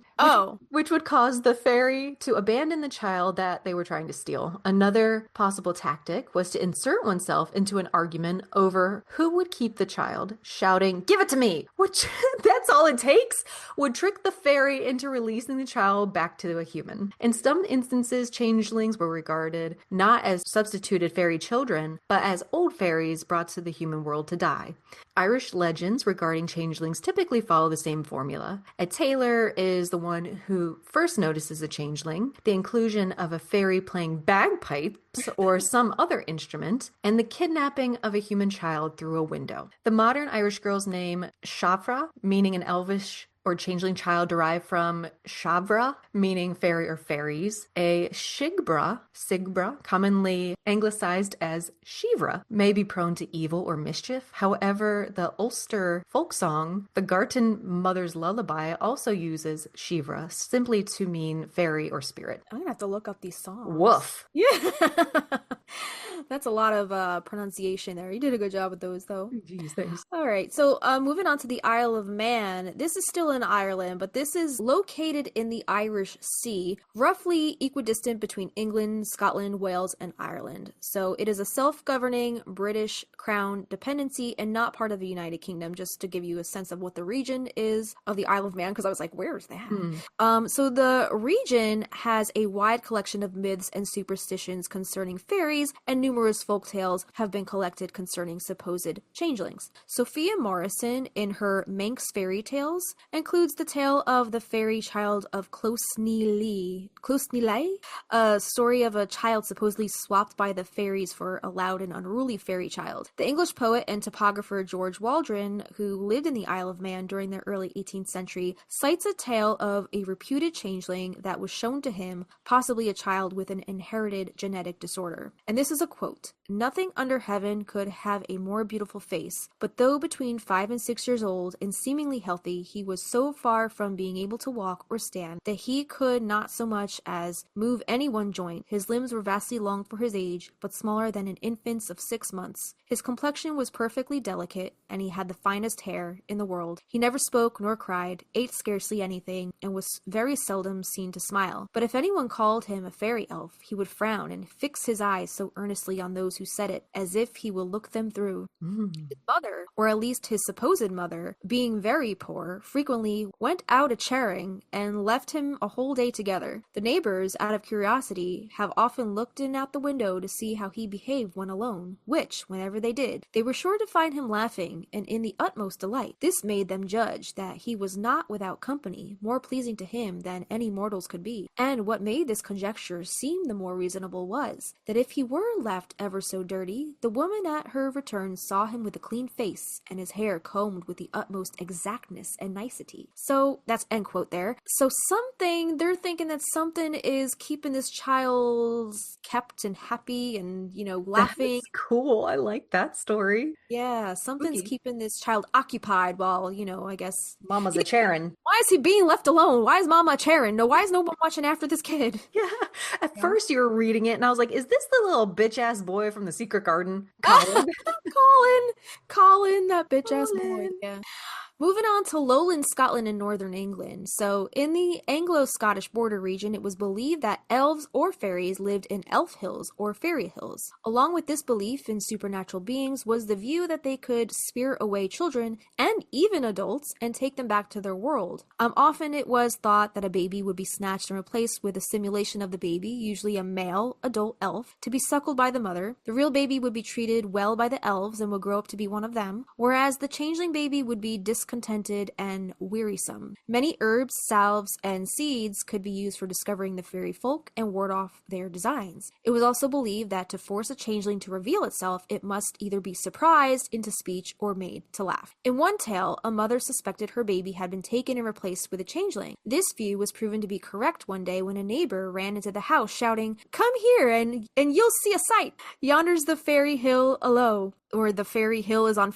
so basically they were saying, I guess this might be Gaelic for the fairy hill is on fire. So to this, the elf got up saying, "Waste me! What'll come o' me wife and me barns?" Nice. And made his way out of the chimney like Santa Claus, like you said. Just like, fucked off up into the chimney and was like, "Oh shit, my hill's on fire. I better go see what the fuck's going on." So then, therefore, I guess the fairy or the changeling leaves the child. So at Byre Home near Newcastleton in Lidsdale, sometime during the early 19th century, a dwarf called Robert Elliot or Little Hobby o' the Castleton, that was his name, Little Hobby o' the Castleton, as well as he was known, he was reputed to be a changeling. When taunted by other boys, he would not hesitate to draw his gully, a large knife, and dispatch them. However, kill them, Yeah, like what? Like, that's not a knife, that's a knife. Shank the kids in the schoolyard? What? So, however, being woefully short in the legs, they usually outran him and escaped. However, he was courageous, and when he heard that his neighbor, the 6'3" William Scott of Cairndian, a sturdy and strong borderer, had slandered his name, he invited the man to his house, took him upon the stairs, and challenged him to a duel. Scott beat a hasty retreat. So He ran away? did that mean he escaped? I guess. I could just see this little leprechaun of a man, wanting to fight this big Scott. William Scott. Yeah. So Child Ballad, I guess age 40, the Queen of Elfland's Norris, depicts the abduction of a new mother drawing on the folklore of the changelings. Although incomplete, it contains the mother's grief and the Queen of Elfland's promise to return her to her child if she would nurse the queen's child until it can walk. Yo, these are bananas. Yeah. That they're Well, documented. yeah. What?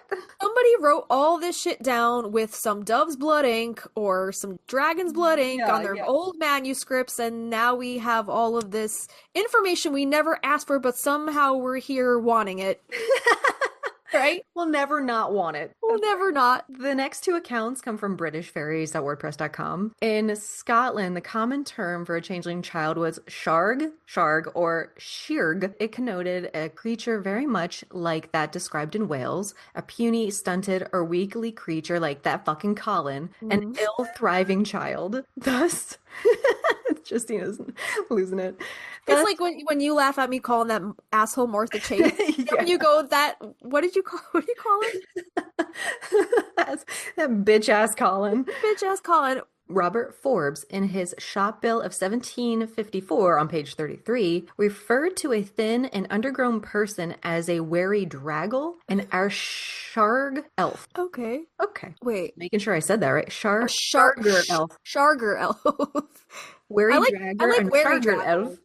Yeah. I like wary draggle. In the same way, the accused Perth witch, Isabel Haldane, in 1623 was described at her trial as diagnosing one changeling brought to her for treatment. She saw the bairn and said, "It was thine sharg taken away," and took on hand to cure it. The cure Isabel prescribed was as follows. I guess this is the mother, or she's telling the mother. I'm not sure. Ask it help to herbarn that was an skarg and sko send for her son to gather fosterly leaves. Like leaves, like some kind of leaves, fortunately leaves. Okay. Enough showed direct the barn's mother to make it a drink. Okay. The mother had to gather foxglove leaves. Okay. Ah. Oh boy, where's this going?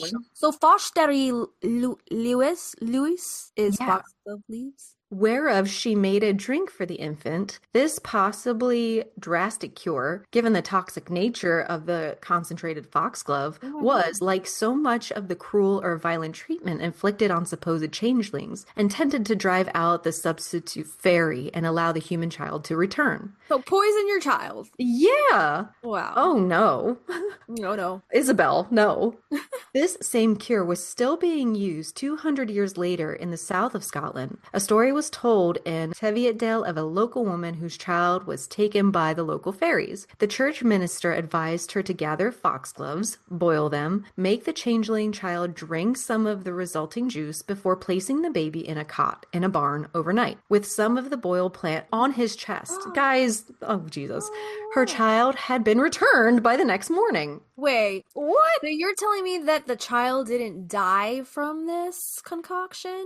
Like it just was back to normal the next day? We have not done a foxglove episode, but those are so tied to the Fae. Yeah, right? but That might be a they're springtime. super fucking toxic too. Yeah. We must have talked a little bit in the Baneful Herbs episode we did. Yeah, pretty sure we touched on it, but yeah, you're right. We've never done an actual episode on it. In passing, it's interesting to note that in the same area of the Scottish lowlands, the belief was that a child taken after baptism would be replaced with a fairy child, one that would be bad-tempered and always crying. However, before baptism, the fairies seemed to feel less obligation to disguise their crime and instead would leave a pig or a hedgehog or a skin and putrid cat. The folklorist Oda Swire met a woman at Avok on the Moor of Frith who was convinced that she was a changeling. Her reasoning being that unlike her siblings, she wasn't fair, but rather was dark and always crying. Aww, the black sheep of the family. Yeah, like Vincent, right? He was kind of like that. Just felt out of place a little bit. Uncanny. So in Welsh, the basic phrase denoting a changeling is the very straightforward plentyn newid, or a changed child, but other terms are far more descriptive and informative. Various, far more pejorative words are used to designate the beings who supplant human babies in cradles. These include, okay, ready for these? Carfaglog, Carfalak, clumsy, crimble, crinbill, withered limb, crabaclid, crabbed, shrunken, wrinkled or withered, and swabak, weak, frail, or wizened. All right, Benjamin Button. Right? These terms all give a clear impression of the physical nature of the unwelcome substitute that many a mother was horrified to discover, grizzling in her child's cot. In one story that describes the expulsion of a changeling, Professor John Rees, or his informant, referred to the imposter as a crimbil, but he also used dwarf several times.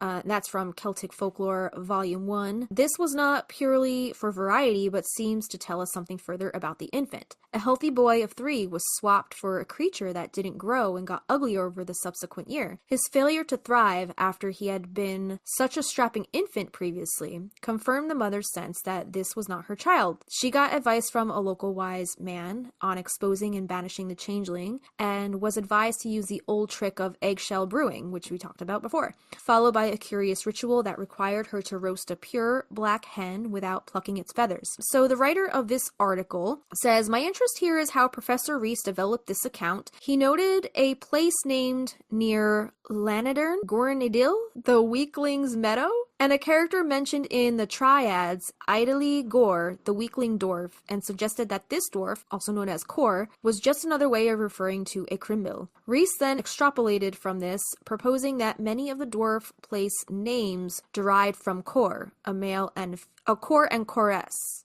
a male and a female.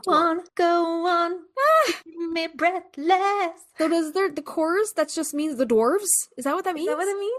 Okay, female dwarf? Or from Korak or Korakad, dwarf and dwarves are places where small and ugly fairies were once encountered or which they inhabited. These include Quim Corin near Lanielhern and Corwain, the fairies' meadow. Coed Igors, the female dwarf's wood, near Lanadern, nearby Nant Icor, the dwarf valley, and Castle Corin, at Quimamon, close to Aberdare. I can't with these names. You're doing amazing. I hope so. I'm sure to a person who actually speaks Gaelic, I'm probably fucking this up left and right. I apologize. He even went so far as to suggest that the mysterious Afanc of Welsh legend is some sort of water dwarf. Well, it's not Gaelic, it's Welsh, so you're fine. Oh, okay, yes. See, I don't even know the difference. Welsh, yeah, how different, I wonder how different that is from Gaelic.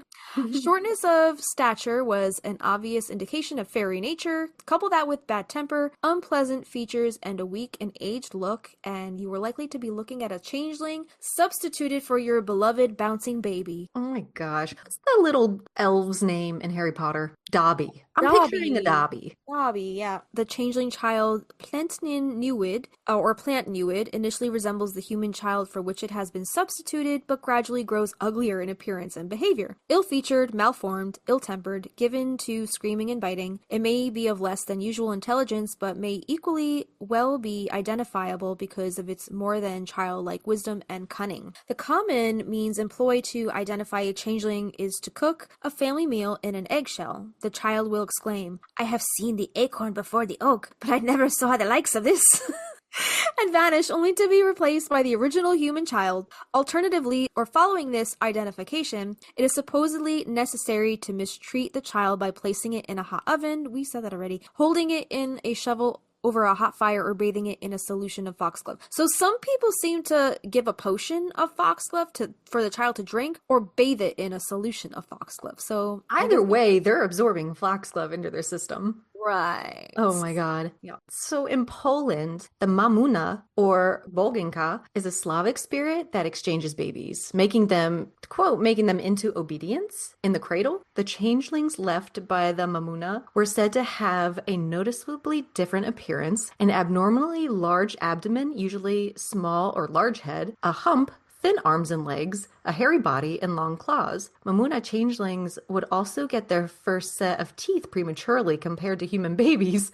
Oh god. To protect a child from being kidnapped by the Mumana, the mother would tie a red ribbon around the baby's wrist. Wasn't there a ribbon in Maria's cradle, or was it blue? I think it might have been blue. Because didn't Hannah always, like, adorn her with the blue ribbon? Like, okay. So there was a ribbon on the baby's wrist, put a red hat on its head, and keep it out of the moonlight. Other preventative methods included not washing diapers after sunset and never turning their head away from the baby as it slept. Still, even if the Mamuna took a child, there was a way to force her to return it. The mother would take the changeling child to a midden, whip it with a birch stick, and pour water from an eggshell over it, all while shouting, "Take yours! Give mine back!" Typically, the Mamuna would feel sorry for their child and return the human baby back to its mother. Okay. Yo. So in Spain, in Asturias, northern Spain, there's a legend about the Zanas, a sort of nymph who used to live near rivers, fountains, and lakes, sometimes helping travelers on their journey. The Zanas were conceived as little female fairies with supernatural beauty. They could deliver Zaninos babies that were sometimes swapped with human babies. Some legends claim this was for them to be baptized, while others claim that is because the Zanas could produce milk. The legend says that to distinguish a Zanino from a human baby, some pots and eggshells should be put close to a fireplace. A Zanino would say, "I was born 100 years ago, and since then I have not seen so many eggshells near the fire." Eggshells seem to be a popular thing, like, spanning from culture to culture. Like, it seems to be, like, you know, just a known thing to do. Yeah. Weird, right? So like, odd. it is very odd. And then moving on to the United States, there are some rare instances of changeling beliefs being brought across the Atlantic by European settlers. The best attested case is from Iowa, 1876, where a Miss Kitty Crow was taken by the fairies. Kitty Crow. Cool name. Kitty Crow. Hold on, I'm gonna look that one up. This is from HauntedOhioBooks.com. And there's a whole article about the crow story. I will put this in our show notes. Now we're moving outside of Europe. We're going to head to Africa now. So the Legbo people of eastern Nigeria traditionally believe that a woman who lost numerous children, whether stillborn or early in infancy, was being tormented by an Obanje, a malicious spirit that reincarnated itself over and over again. One of the most commonly prescribed methods for ridding oneself of an Ogbanje was to find and destroy its Iyi Uwa, a buried object, tying it to the mortal world. So it's like a Horcrux, or like what do we call it in sympathetic magic? The Tag lock. Yeah, the tag lock, right. So many scholars now believe that the Ogbanje stories arose as an attempt to explain the loss of children with sickle cell anemia. Even today, infant death is common among children born with severe sickle cell anemia, especially in areas of Africa lacking adequate medical resources. The similarity between the European changeling and the Igbo Ogbanje is so marked that Igbos themselves often translate the word into English as changeling. The Abiku was a rough analog of the Ogbanje among the related Yoruba peoples to the west of Igboland.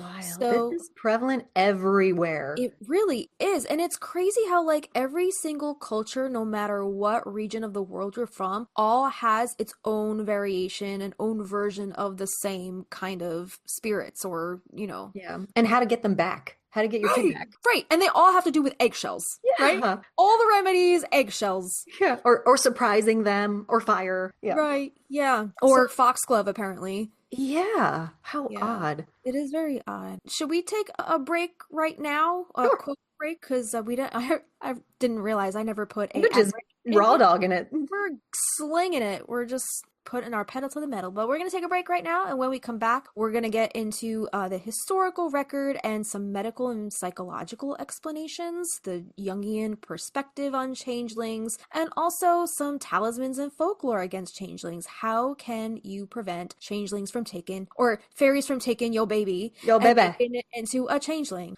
So all that and more. We'll be right back. Hey, little witches! The Stina's here. If you've been listening to our podcast for a while, you would know how much we love using the Practical Magic Inner Witch Oracle deck by Grounded by the Moon. And now we want to share the magic of Grounded by the Moon with you, our listeners. Joseph Benitez Egerton, the creator behind Grounded by the Moon, would like to offer this very special 10% off discount to all who wish to experience the magic of his Practical Magic themed tarot and oracle decks. But that's not all. He also creates other divination tools like tarot workbooks, deck bags and altar cloths, pendulum kits, oil blends, cleansing sprays, smoke wands, teas, and ritual kits. And let's not forget about his custom handcrafted, all-natural soy candles, where every candle is hand-poured and personally infused and charged under the light of the moon. They even come with a crystal. And did we mention all of the ingredients in the candles are ethically sourced? All of Joseph's offerings are just so magical. So go visit groundedbythemoon.com and use the coupon code Magnolia Magic for 10% off your entire order at checkout. That's MAGNOLIA MAGIC. So get your discount today.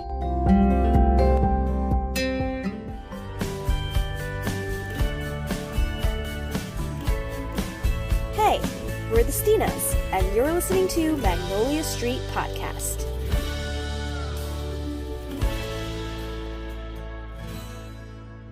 Do we want to do a card pull? Do your card pull. Pull one out. Okay. Do a flippity flip bibliomancy style. Flippity bippity. All right, so I'm gonna shuffle because obviously there's no changeling card in here. All right, I guess tell me when to stop. Stop. Belladonna. Nice. It's in my bag.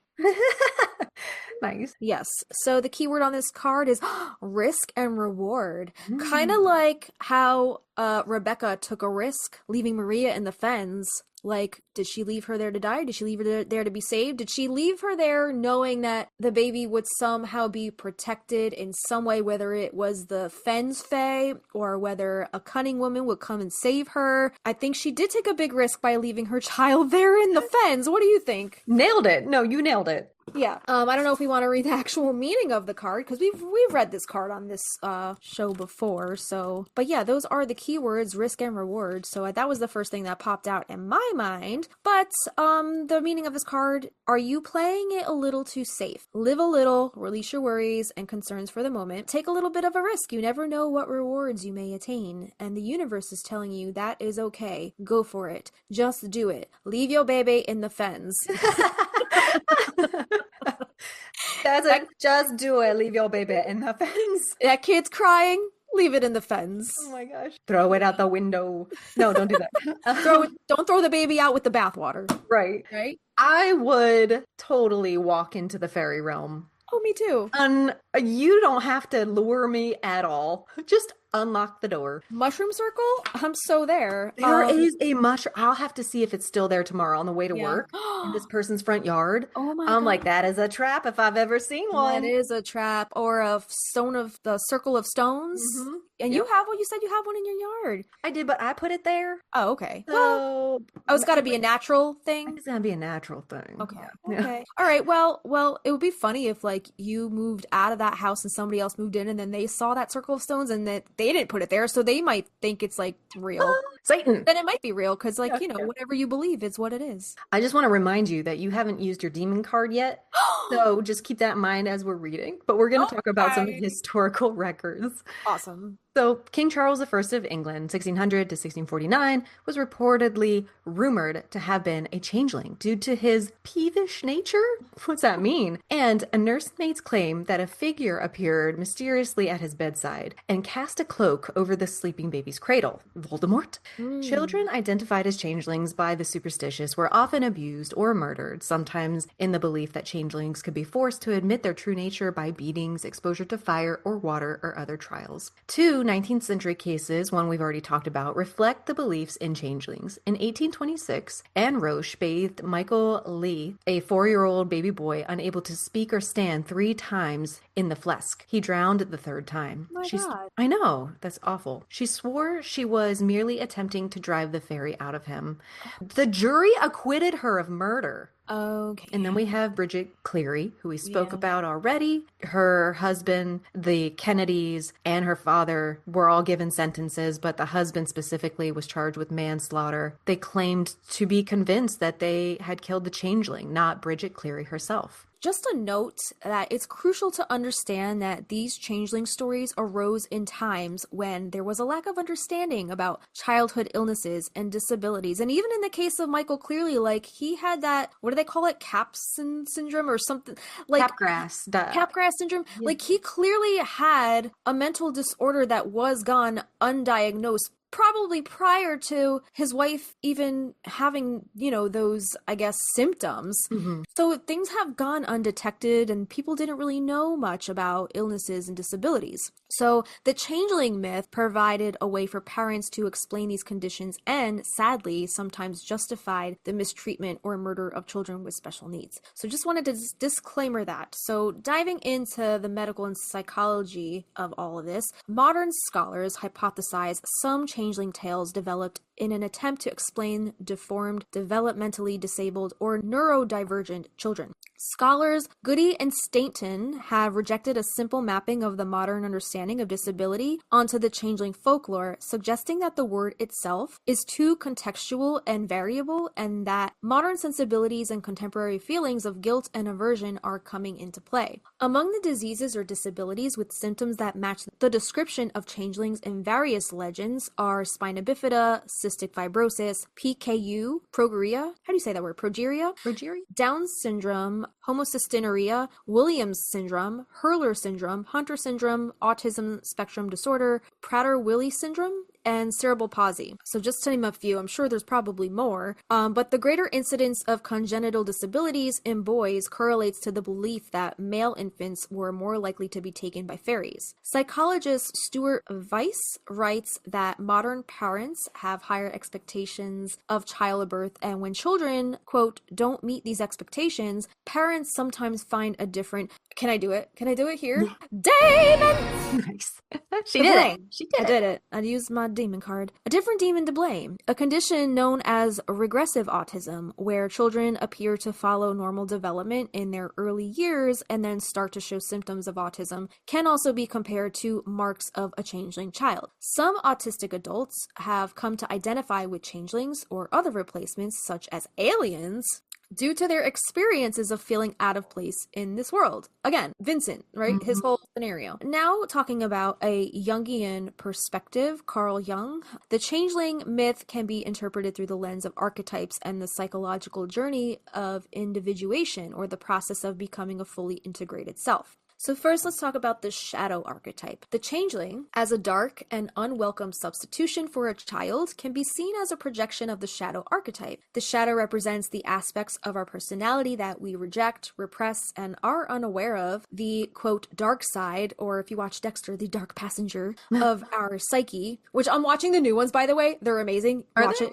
Nice. The changeling's perceived negativity, sickliness, misbehavior, or uncanny traits reflects the undesirable or unacceptable traits that individuals and cultures push into their unconscious. Whether through attempts at reversal or its eventual disappearance, could symbolize the confrontation and integration of the shadow, which is crucial for achieving psychological wholeness. Now let's talk about the pure, and senex archetypes. The changeling myth can also be linked to pure Aternus, also known as the eternal child archetype, representing the person who remains fixed at an adolescent emotional level, unable to fully engage with the responsibilities of adulthood. The changeling's aversion to limits and resistance to parental attempts to impose order could be seen as the negative manifestation of the pure archetype, emphasizing a resistance to the maturation process required for individuation. And then lastly, conversely, the senex archetype, representing the attitudes associated with advancing age, responsibility, and order, could be seen as the necessary counterpoint to the pure. A healthy personality balances these two poles. Talking about the pure archetype, they do say, I've heard that child celebrities often have this. Like, they say that when you become a child celebrity, you're actually stunted. It doesn't matter how much older you get, you're stunted at that age that you become famous at. Wow. I could see that. I'm trying to think of like an older child star that's still alive. Like Mickey Dolenz from the Monkees was a child star. Okay. He's probably in his 80s now, but he is just like, he seems like a goofy kid. Not a child star, but Jack Black. Like he was pretty, teenager, early 20s. Still technically a child. Right. Still a kid, Yeah. Anybody you can think of? I mean, like Macaulay Culkin. We have Corey Feldman, right? Corey Feldman. Mm-hmm. Think about a lot of these celebrities that have these substance abuse problems that they've been trying to get a handle on for years, but they can't. They're just like stunted at that age and that mentality. So often you see them repeating the same cycles, like, getting into trouble, going into rehab, becoming better, but then relapsing, and then that cycle repeats because they're stuck in that cycle. Though, who's on the upswing? Lindsay Lohan. Lohan. I was just gonna say, girl, she looks great. Yeah, she's doing all right. She seems really happy. And you know what she did, though? She broke the cycle. She actively broke that cycle because she removed herself from Hollywood. She lives in Dubai now. Oh, wow. And in Dubai, she has said this in interviews, the paparazzi life isn't even a thing over there. You're not even allowed to take a picture of somebody with your cell phone in public without that person's permission. So the life over there alone, the culture over there alone isn't there. Like the Hollywood culture that she's battled all these years that have kept her stunted in that cycle. It's working for her. So you just have to remove yourself and actively break those cycles and those patterns that are keeping you stuck in those in that place. Yeah, for sure. Yeah. So good for her. I'm glad she's happy.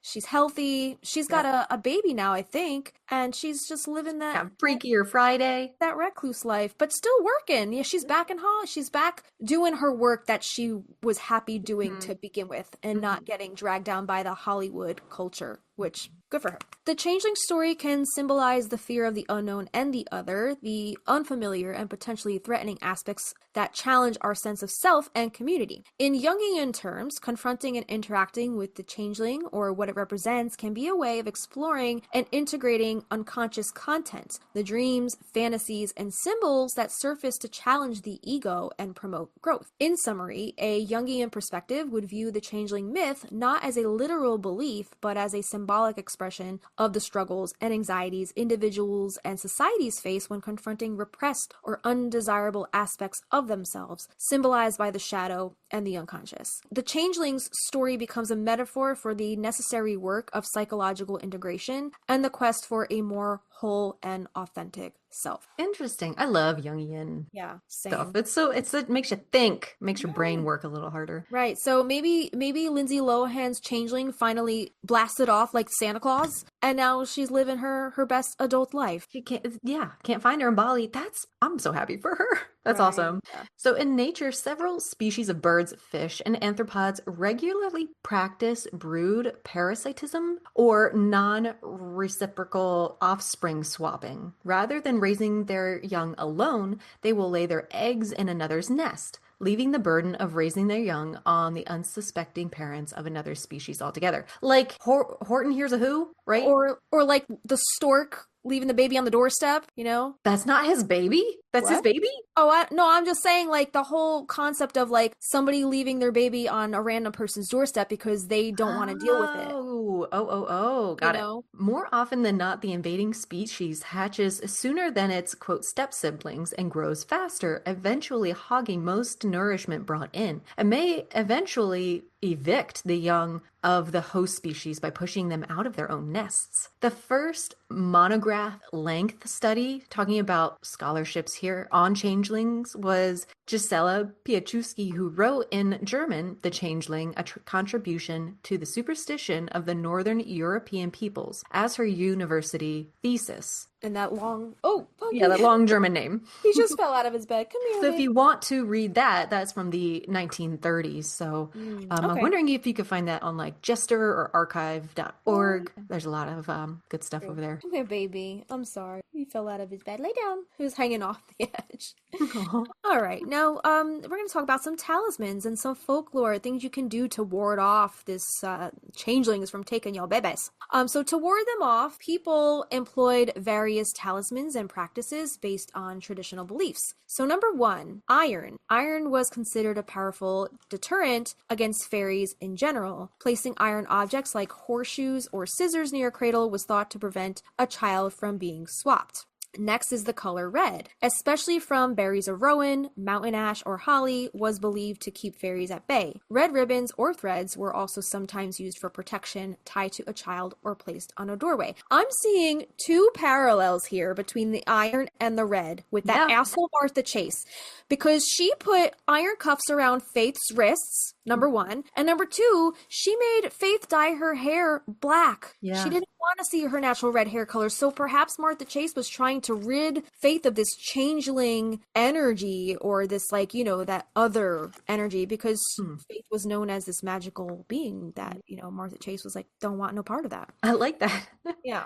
So some specific plants thought to repel fairies include St. John's wort, red verbena, daisies, which were sometimes woven into garlands, ash, four-leaf clover, believed to both repel fairies and help humans see through their illusions, and rowan, which is also known as mountain ash. And then we said foxglove earlier, right? They made that like tonic or magic potion out of the foxglove, trying to drive out the changeling from the child. Next, salt. Salt was believed to have protective qualities against otherworldly beings. Scattering salt on thresholds and windowsills was a way to keep fairies and other spirits out of the house. Some other methods: wearing clothes inside out was believed to confuse and ward off fairies. Church bells were thought to repel fairies. Bread bread, according to Wikipedia, could also be used as protection. That it doesn't say how, it just says bread.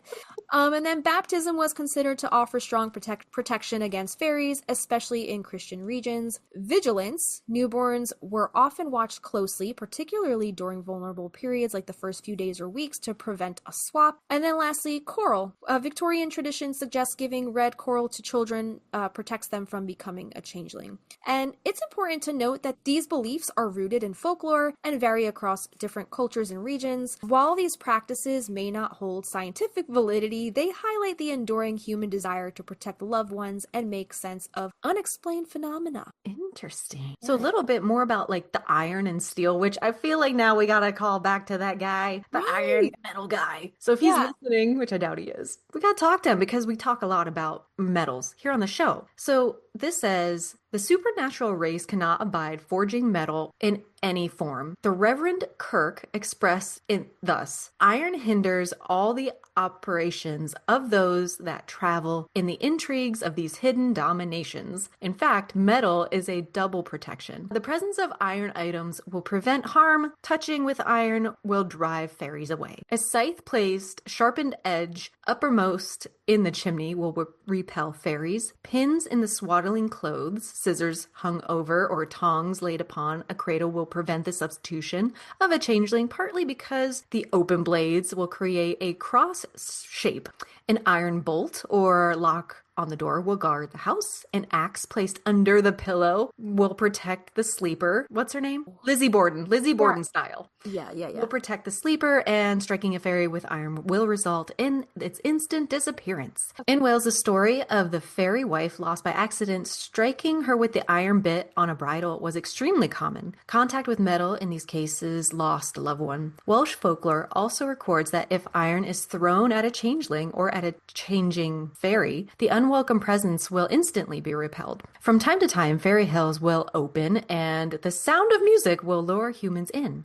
The best protective against never escaping is to place a knife at the exit so that the door cannot be closed again. If a person has been lured into dancing with the fairies in a ring, one way of recovering him or her is a touch with iron. Despite the widely attested aversion to ironmongery, it is curious to note that fairies will be found using metal items. John Rhys recorded them borrowing girdles and pots in Wales, and there are regular stories of fairies asking humans to mend their implements. For example, a plowman working in the field at one house just outside Stowmarket in Suffolk was approached by a, quote, sandy-colored fairy to help mend his peel. This was the long-handled flat iron used for removing loaves from an oven. The plowman easily repaired the broken handle and was very soon rewarded with hot cakes fresh from the oven. I like that. I like that too. All right, so then salt and fish were also, I guess, used to repel these changeling spirits. In popular romances of the west of England, Robert Hunt records an interesting tale from Cornwall of a cow that was favored by the fairies for its milk. When the milkmaid at Bosforken Farm near St. Buryan realized what was happening, she sought advice from a local cunning woman who advised that the Pobelvine could not abide the smell of fish or the savor of salt or grease. Her recommendation was to rub the cow's udders with fish brine to prevent the pisky thieving. The advice worked, but the cow pined for her supernatural friends. Oddly, fishermen in nearby Newlyn appeased the Spriggans with an offering of fish, indicating that the revulsion was not consistent. In Wales, it was said that one means of driving off a changeling was to place salt on a shovel, make the sign of a cross in it, and then to heat it with the oven over the fire. Some of this writing makes me feel like a changeling wrote this. Right? It's all over the place. So a consistently deployed protection was to turn your coat, or to turn a garment inside out as a way of defending oneself from fairy tricks. Two Cornish examples from Hunt illustrate the effectiveness of this remedy. A Mr. Tressilian, returning late at night from Penzance to his home in St. Lavan, came upon the Piskies dancing in their rings. He felt compelled to join them, at which point they swarmed upon him, stinging like bees. He retained enough presence of mind to turn his glove inside out and threw it at them, which instantly caused the throng to disappear. Secondly, an old widow living at Cheonwheel, above Carbis Bay, found that her home was favored by the thievish Spriggans of nearby Trencrum Hill. They resorted to her cottage to divide up their plunder and rewarded her tolerance of this by leaving her a coin after each visit. She hatched a plan to get more from them, and one night secretly turned her shift inside out whilst the Spriggans were present. This enabled her to seize a gold cup from them. The widow became a wealthy woman as a result, but she could never wear that shift again because if she did, she suffered agonies. Oh, goddamn. Weird. A few more herbs and plants, certain plants that are effective in repelling fairies. These include St. John's wort, red verbena, daisies, ash, four-leaf clovers. This plant has the virtue both of dispelling glamour and enabling a person to see fairy folk as well as repelling them. And rowan. For example, a branch of mountain ash will help pull a trapped person out of a fairy ring, as the fairies dread the tree. Catherine Briggs suggests that it is the red berries of the plant which have given it its reputation for warding off evil, but it has much wider magical power than this, as Robert Graves explained in The White Goddess, Chapter 10. Lastly, Wort Sykes records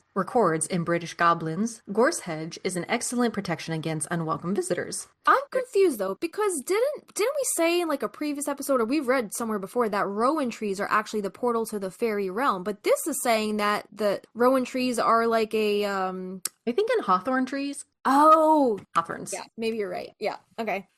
There's also running water. Fairy folk are unable to cross streams and rivers, so in any pursuit, leaping from bank to bank will ensure escape for the hunted human. Watercourses running south are said to be especially efficacious. Oddly, nevertheless, fairies seem to have no objection to still water. They actively seek it out for washing themselves, and they are from time to time associated with wells. For example, John Rhys in Celtic Folklore, 1901, on Chapter 6, notes the existence of several fairy wells in Wales demanded attention from local people, in the absence of which they would overflow or flood. This author has a bunch of different articles, and there was like a whole thing about the wells, but I didn't include all of that. So next, faith. So according to suspected witch John Walsh, when he was examined in prison in 1576, fairies only have influence over those whose Christian faith is weak or absent, although the evidence on the actual nature of fairy religion is unclear. It may be questionable how to rely upon this statement given the position he was in. He understandably wished to deflect the accusations made against him, and accordingly he was to present himself as an orthodox individual resistant to any satanic temptations. Be that as it may, it was widely known that the sign of the cross would dispel supernatural threats. Wort Sykes in British Goblins, on page 63, gives an interesting summary of the Welsh beliefs in this respect. Quote, "There are special exorcisms and preventative measures to interfere with the fairies in their quest of infants. The most significant of these, throughout Cambria, is a general habit of piety. Any pious exclamation has value as an exorcism, but it will not serve as a preventive." End quote. I guess like the sign of the cross or any of that will extract the changeling from the infant, but if you say it beforehand, it doesn't work. That's what it sounds like. Thank God we don't have this problem today. Oh man, yeah. Good thing changelings went extinct. They went out of style. They went out of style. So self-bored stones is the next one. According to John Aubrey, if a person could locate stones through which natural erosion had created a hole, like the hag stones, they could protect their horses from night riding by fairies by hanging the stones over each horse's manger in the stable, or by tying the stone to the stable key. The fairies would not then be able to pass underneath. So then lastly, the next one on this list is touching grass. In his Celtic folklore, John Rhys records a couple of Welsh traditions that a person may save themselves from a fairy abduction by seizing hold of grass. Apparently because the Tylwyth Teg are prevented from severing blades of grass. Huh. Okay. Right. I would have thought that, touching grass would have grounded them, hence, making the spirit not able to attach itself to you. Got it. Yeah, making it a little heavier. Right, yeah. That is all from britishfairies.wordpress.com. And now moving on to the power of names. So this, the writer of this article says that they've recently written on the care that people generally took in referring to the Fae, choosing names that, whilst they could be very descriptive and informative, were at the same time cautiously respectful. respectful. The frank and cruel terms used in respect of changelings very obviously don't pay any attention at all to avoiding offense, and in fact seem to go out of their way to insult the Fae. So this makes us suspect that this was deliberate and was part of the overall effort to get rid of the changeling and recover the real child. Polite names can ward off harm, but names can also be used to, quote, lay or to exorcise fairies and boggarts. So 2 examples, the first from Whittingham, near Dunbar in East Lothian, in the lowlands of Scotland. This village had long been haunted by the spirit of a baby that had been unwanted by its mother and had been murdered and secretly buried. At night, it used to run up and down between its burial spot and the churchyard, wailing, "Nameless me, nameless me." Bastian! Bastian! People avoided the area, thinking that speaking to the little sprite could be fatal. And one night, a drunk man came upon it and asked, "How's a wee you this morning?" He called him Short Hoggers.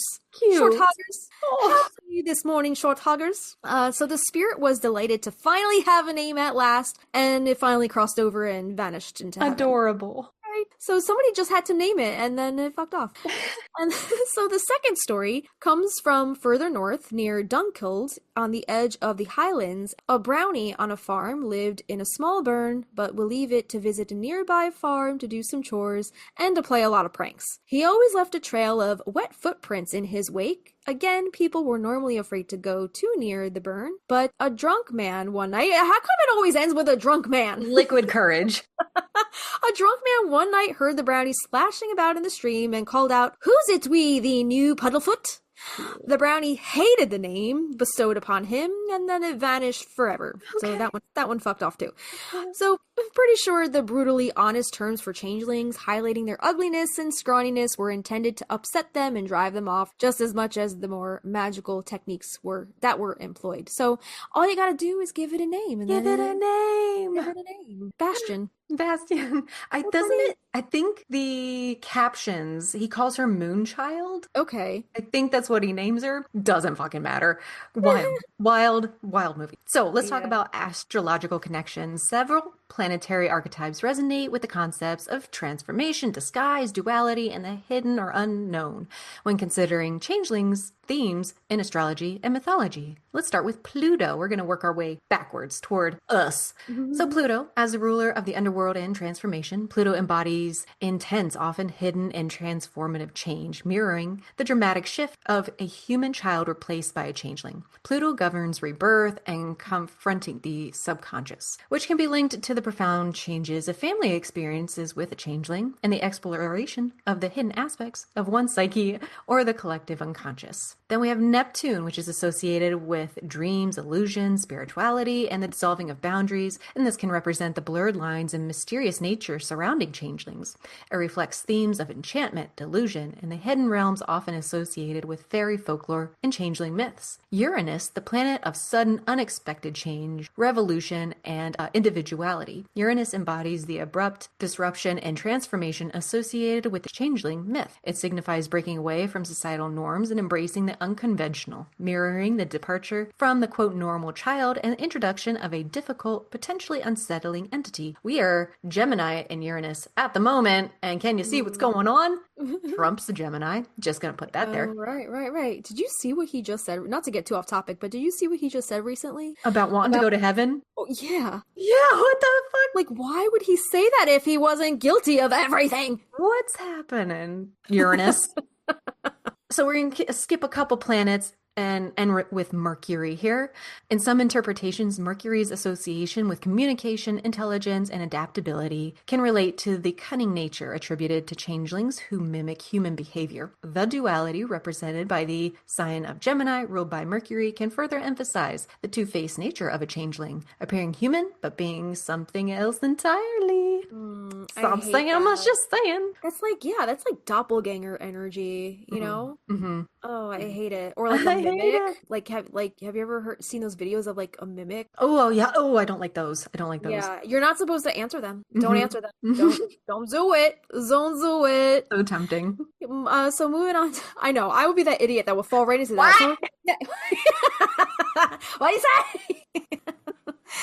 Yo, I hate when I hear Avi call me from the other room and then he doesn't answer me. I'm like, you want to finish your fucking sentence? I would do the same thing with a friggin' mimic. I would have no idea. Patience. Walk right into that one.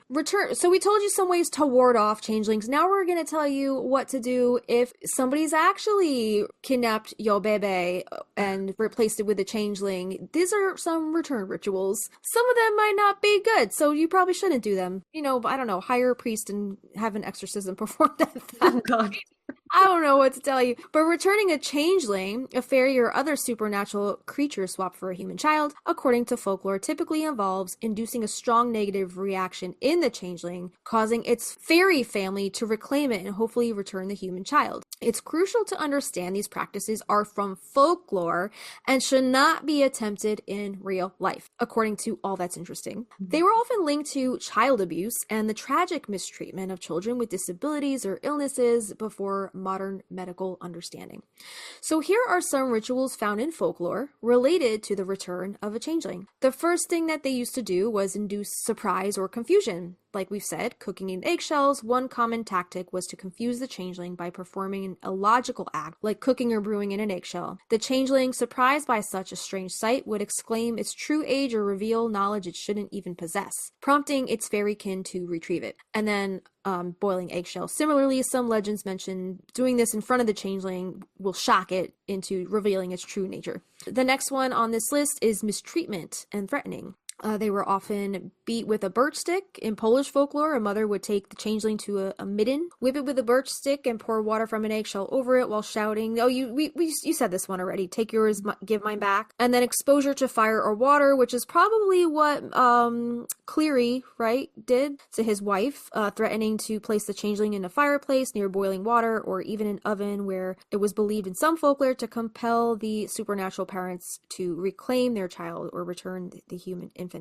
Or family member. In that one woman's case, she was a full-blown adult and was still, they were led to believe that she was possessed by a changeling. And then placing on a red-hot griddle or holding over a hot fire. These abusive methods were sometimes employed to force a changeling to reveal itself or to leave. And then we have the iron objects, the baptism, or saying a blessing. In some Scottish tales, a mother saying a blessing over her child caused the fairies to abandon the changeling and return the human child. And then it's important to remember that these are elements of folklore, not factual accounts or recommended practices, and these stories often reflect a lack of understanding about children, illnesses, and disabilities, and the methods described led to real harm to vulnerable children. Let's get into some pop culture now, because we've seen these, these changeling scenes in some movies and stuff, and one of the ones that always sticks out in my mind is, of course, that changeling scene in the Outlander show. In Outlander, the changeling scene occurs in Season 1, Episode 10, called By the Pricking of My Thumbs, in which Claire encounters a crying baby on a fairy hill, and Galis Duncan warns her it's a changeling, a fairy child left in place of a stolen human baby, and Galis believes the fairies will return to reclaim it, taking it back to the fairy realm. Claire, initially wanting to help, is conflicted by the belief system and the potential danger to the baby, because as we know, Claire comes from the future. She knows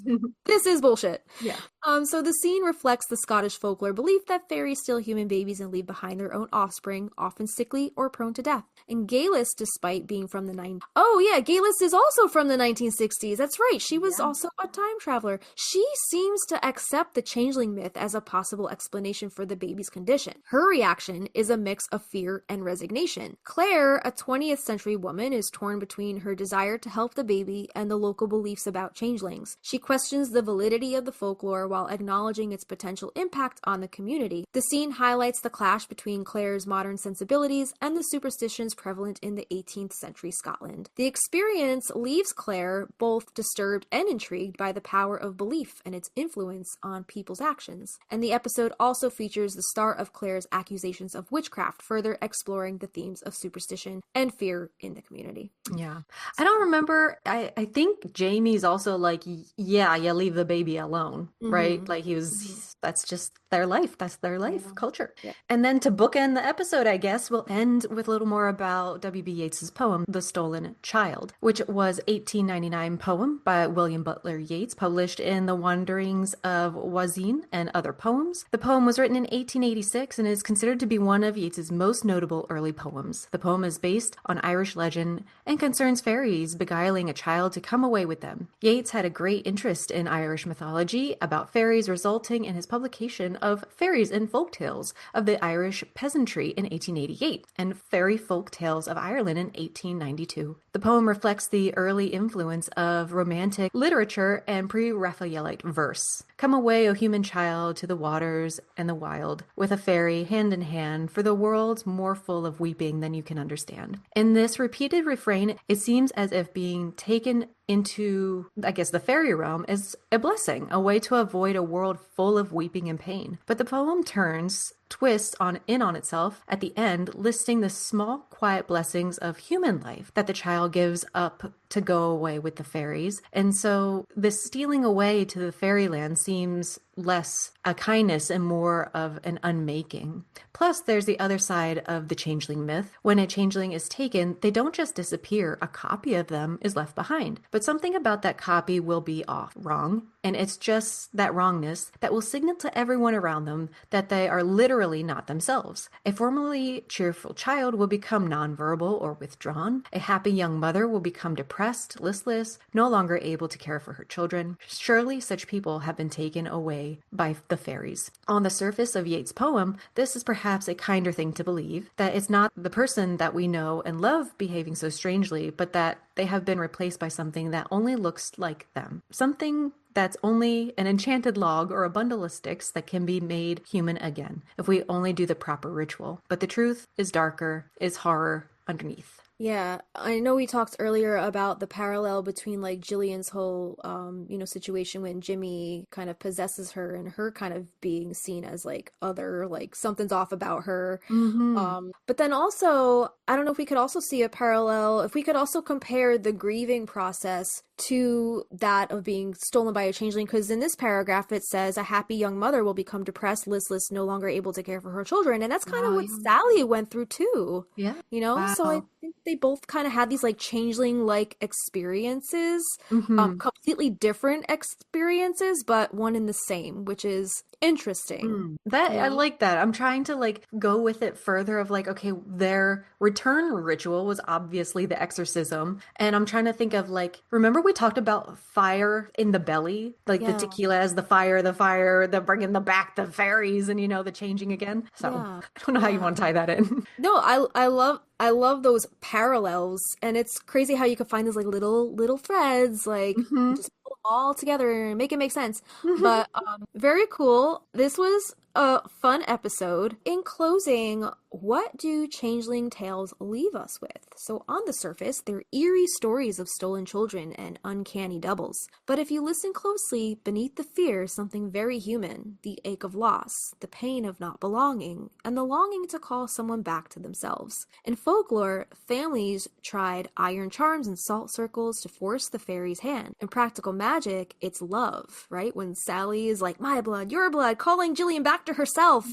Community, that circle, that sister circle of brooms, and ritual that bring Gillian back. And in Alice Hoffman's novels, the changeling becomes a metaphor for what it feels like to live with a hidden heart. Vincent Owens, carrying that sense, that piece of him was stolen away. And we also remember Rebecca, who placed baby Maria in the fens, trusting magic and the natural world to keep her safe. A reversal of the changeling tale where a child is not stolen, but deliberately surrendered to fate. Whether you believe in fairies or see them as symbols, changeling lore still speaks to us today. It reminds us that we all fear losing the ones that we love, or even losing ourselves. But it can also remind us that through music, ritual, storytelling, and the bonds of community and love, we can call each other home. And because here on Magnolia Street, magic is never just about what's stolen away. It's about what we have the power to restore. I love that. I love that. That's wonderful. Yeah.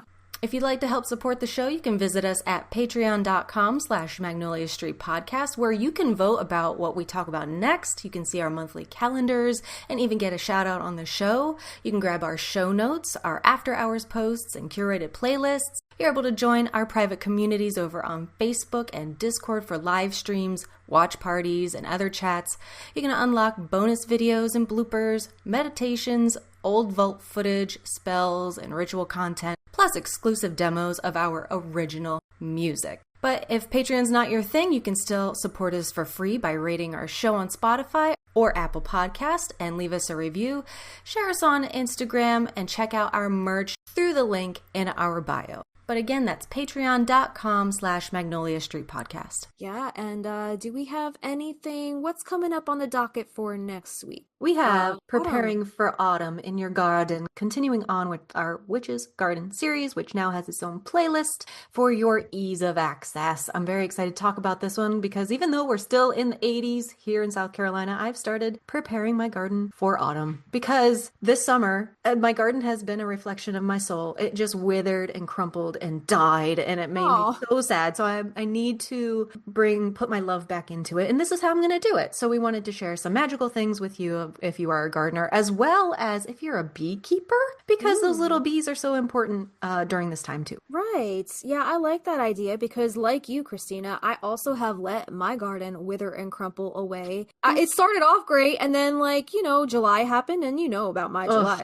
Go back. This summer. But I have a plot of weeds on the side of the house that I have not touched all summer. I'm surprised any neighbors have not called the town on us to do something about that. Okay. But there's mums, last year's mums have been growing up through those. So once I take all those weeds away, I'm going to have some beautiful mums already for the autumn. So I'm excited. Yeah, that's great. Yeah, we're going to talk about all that and more next week. And just one more thing. Guys, don't forget our new album, Welcome to the Neighborhood. The Magnolia Street Sessions Volume 1 is out now, available for streaming on all platforms. And if you'd like to support us directly, you can purchase the digital album from the Stinas of magnoliastreet.bandcamp.com. And we do hope to do a physical release in the near future, so definitely keep a look out for that. And all that and more PM2 news coming right your way. And I think we're going to keep rolling with those maybe morning, Tuesday or Thursday morning, 10 a.m. lives to give you more in real-time news. And one more thing I do want to mention, spooky season is coming up. We are having a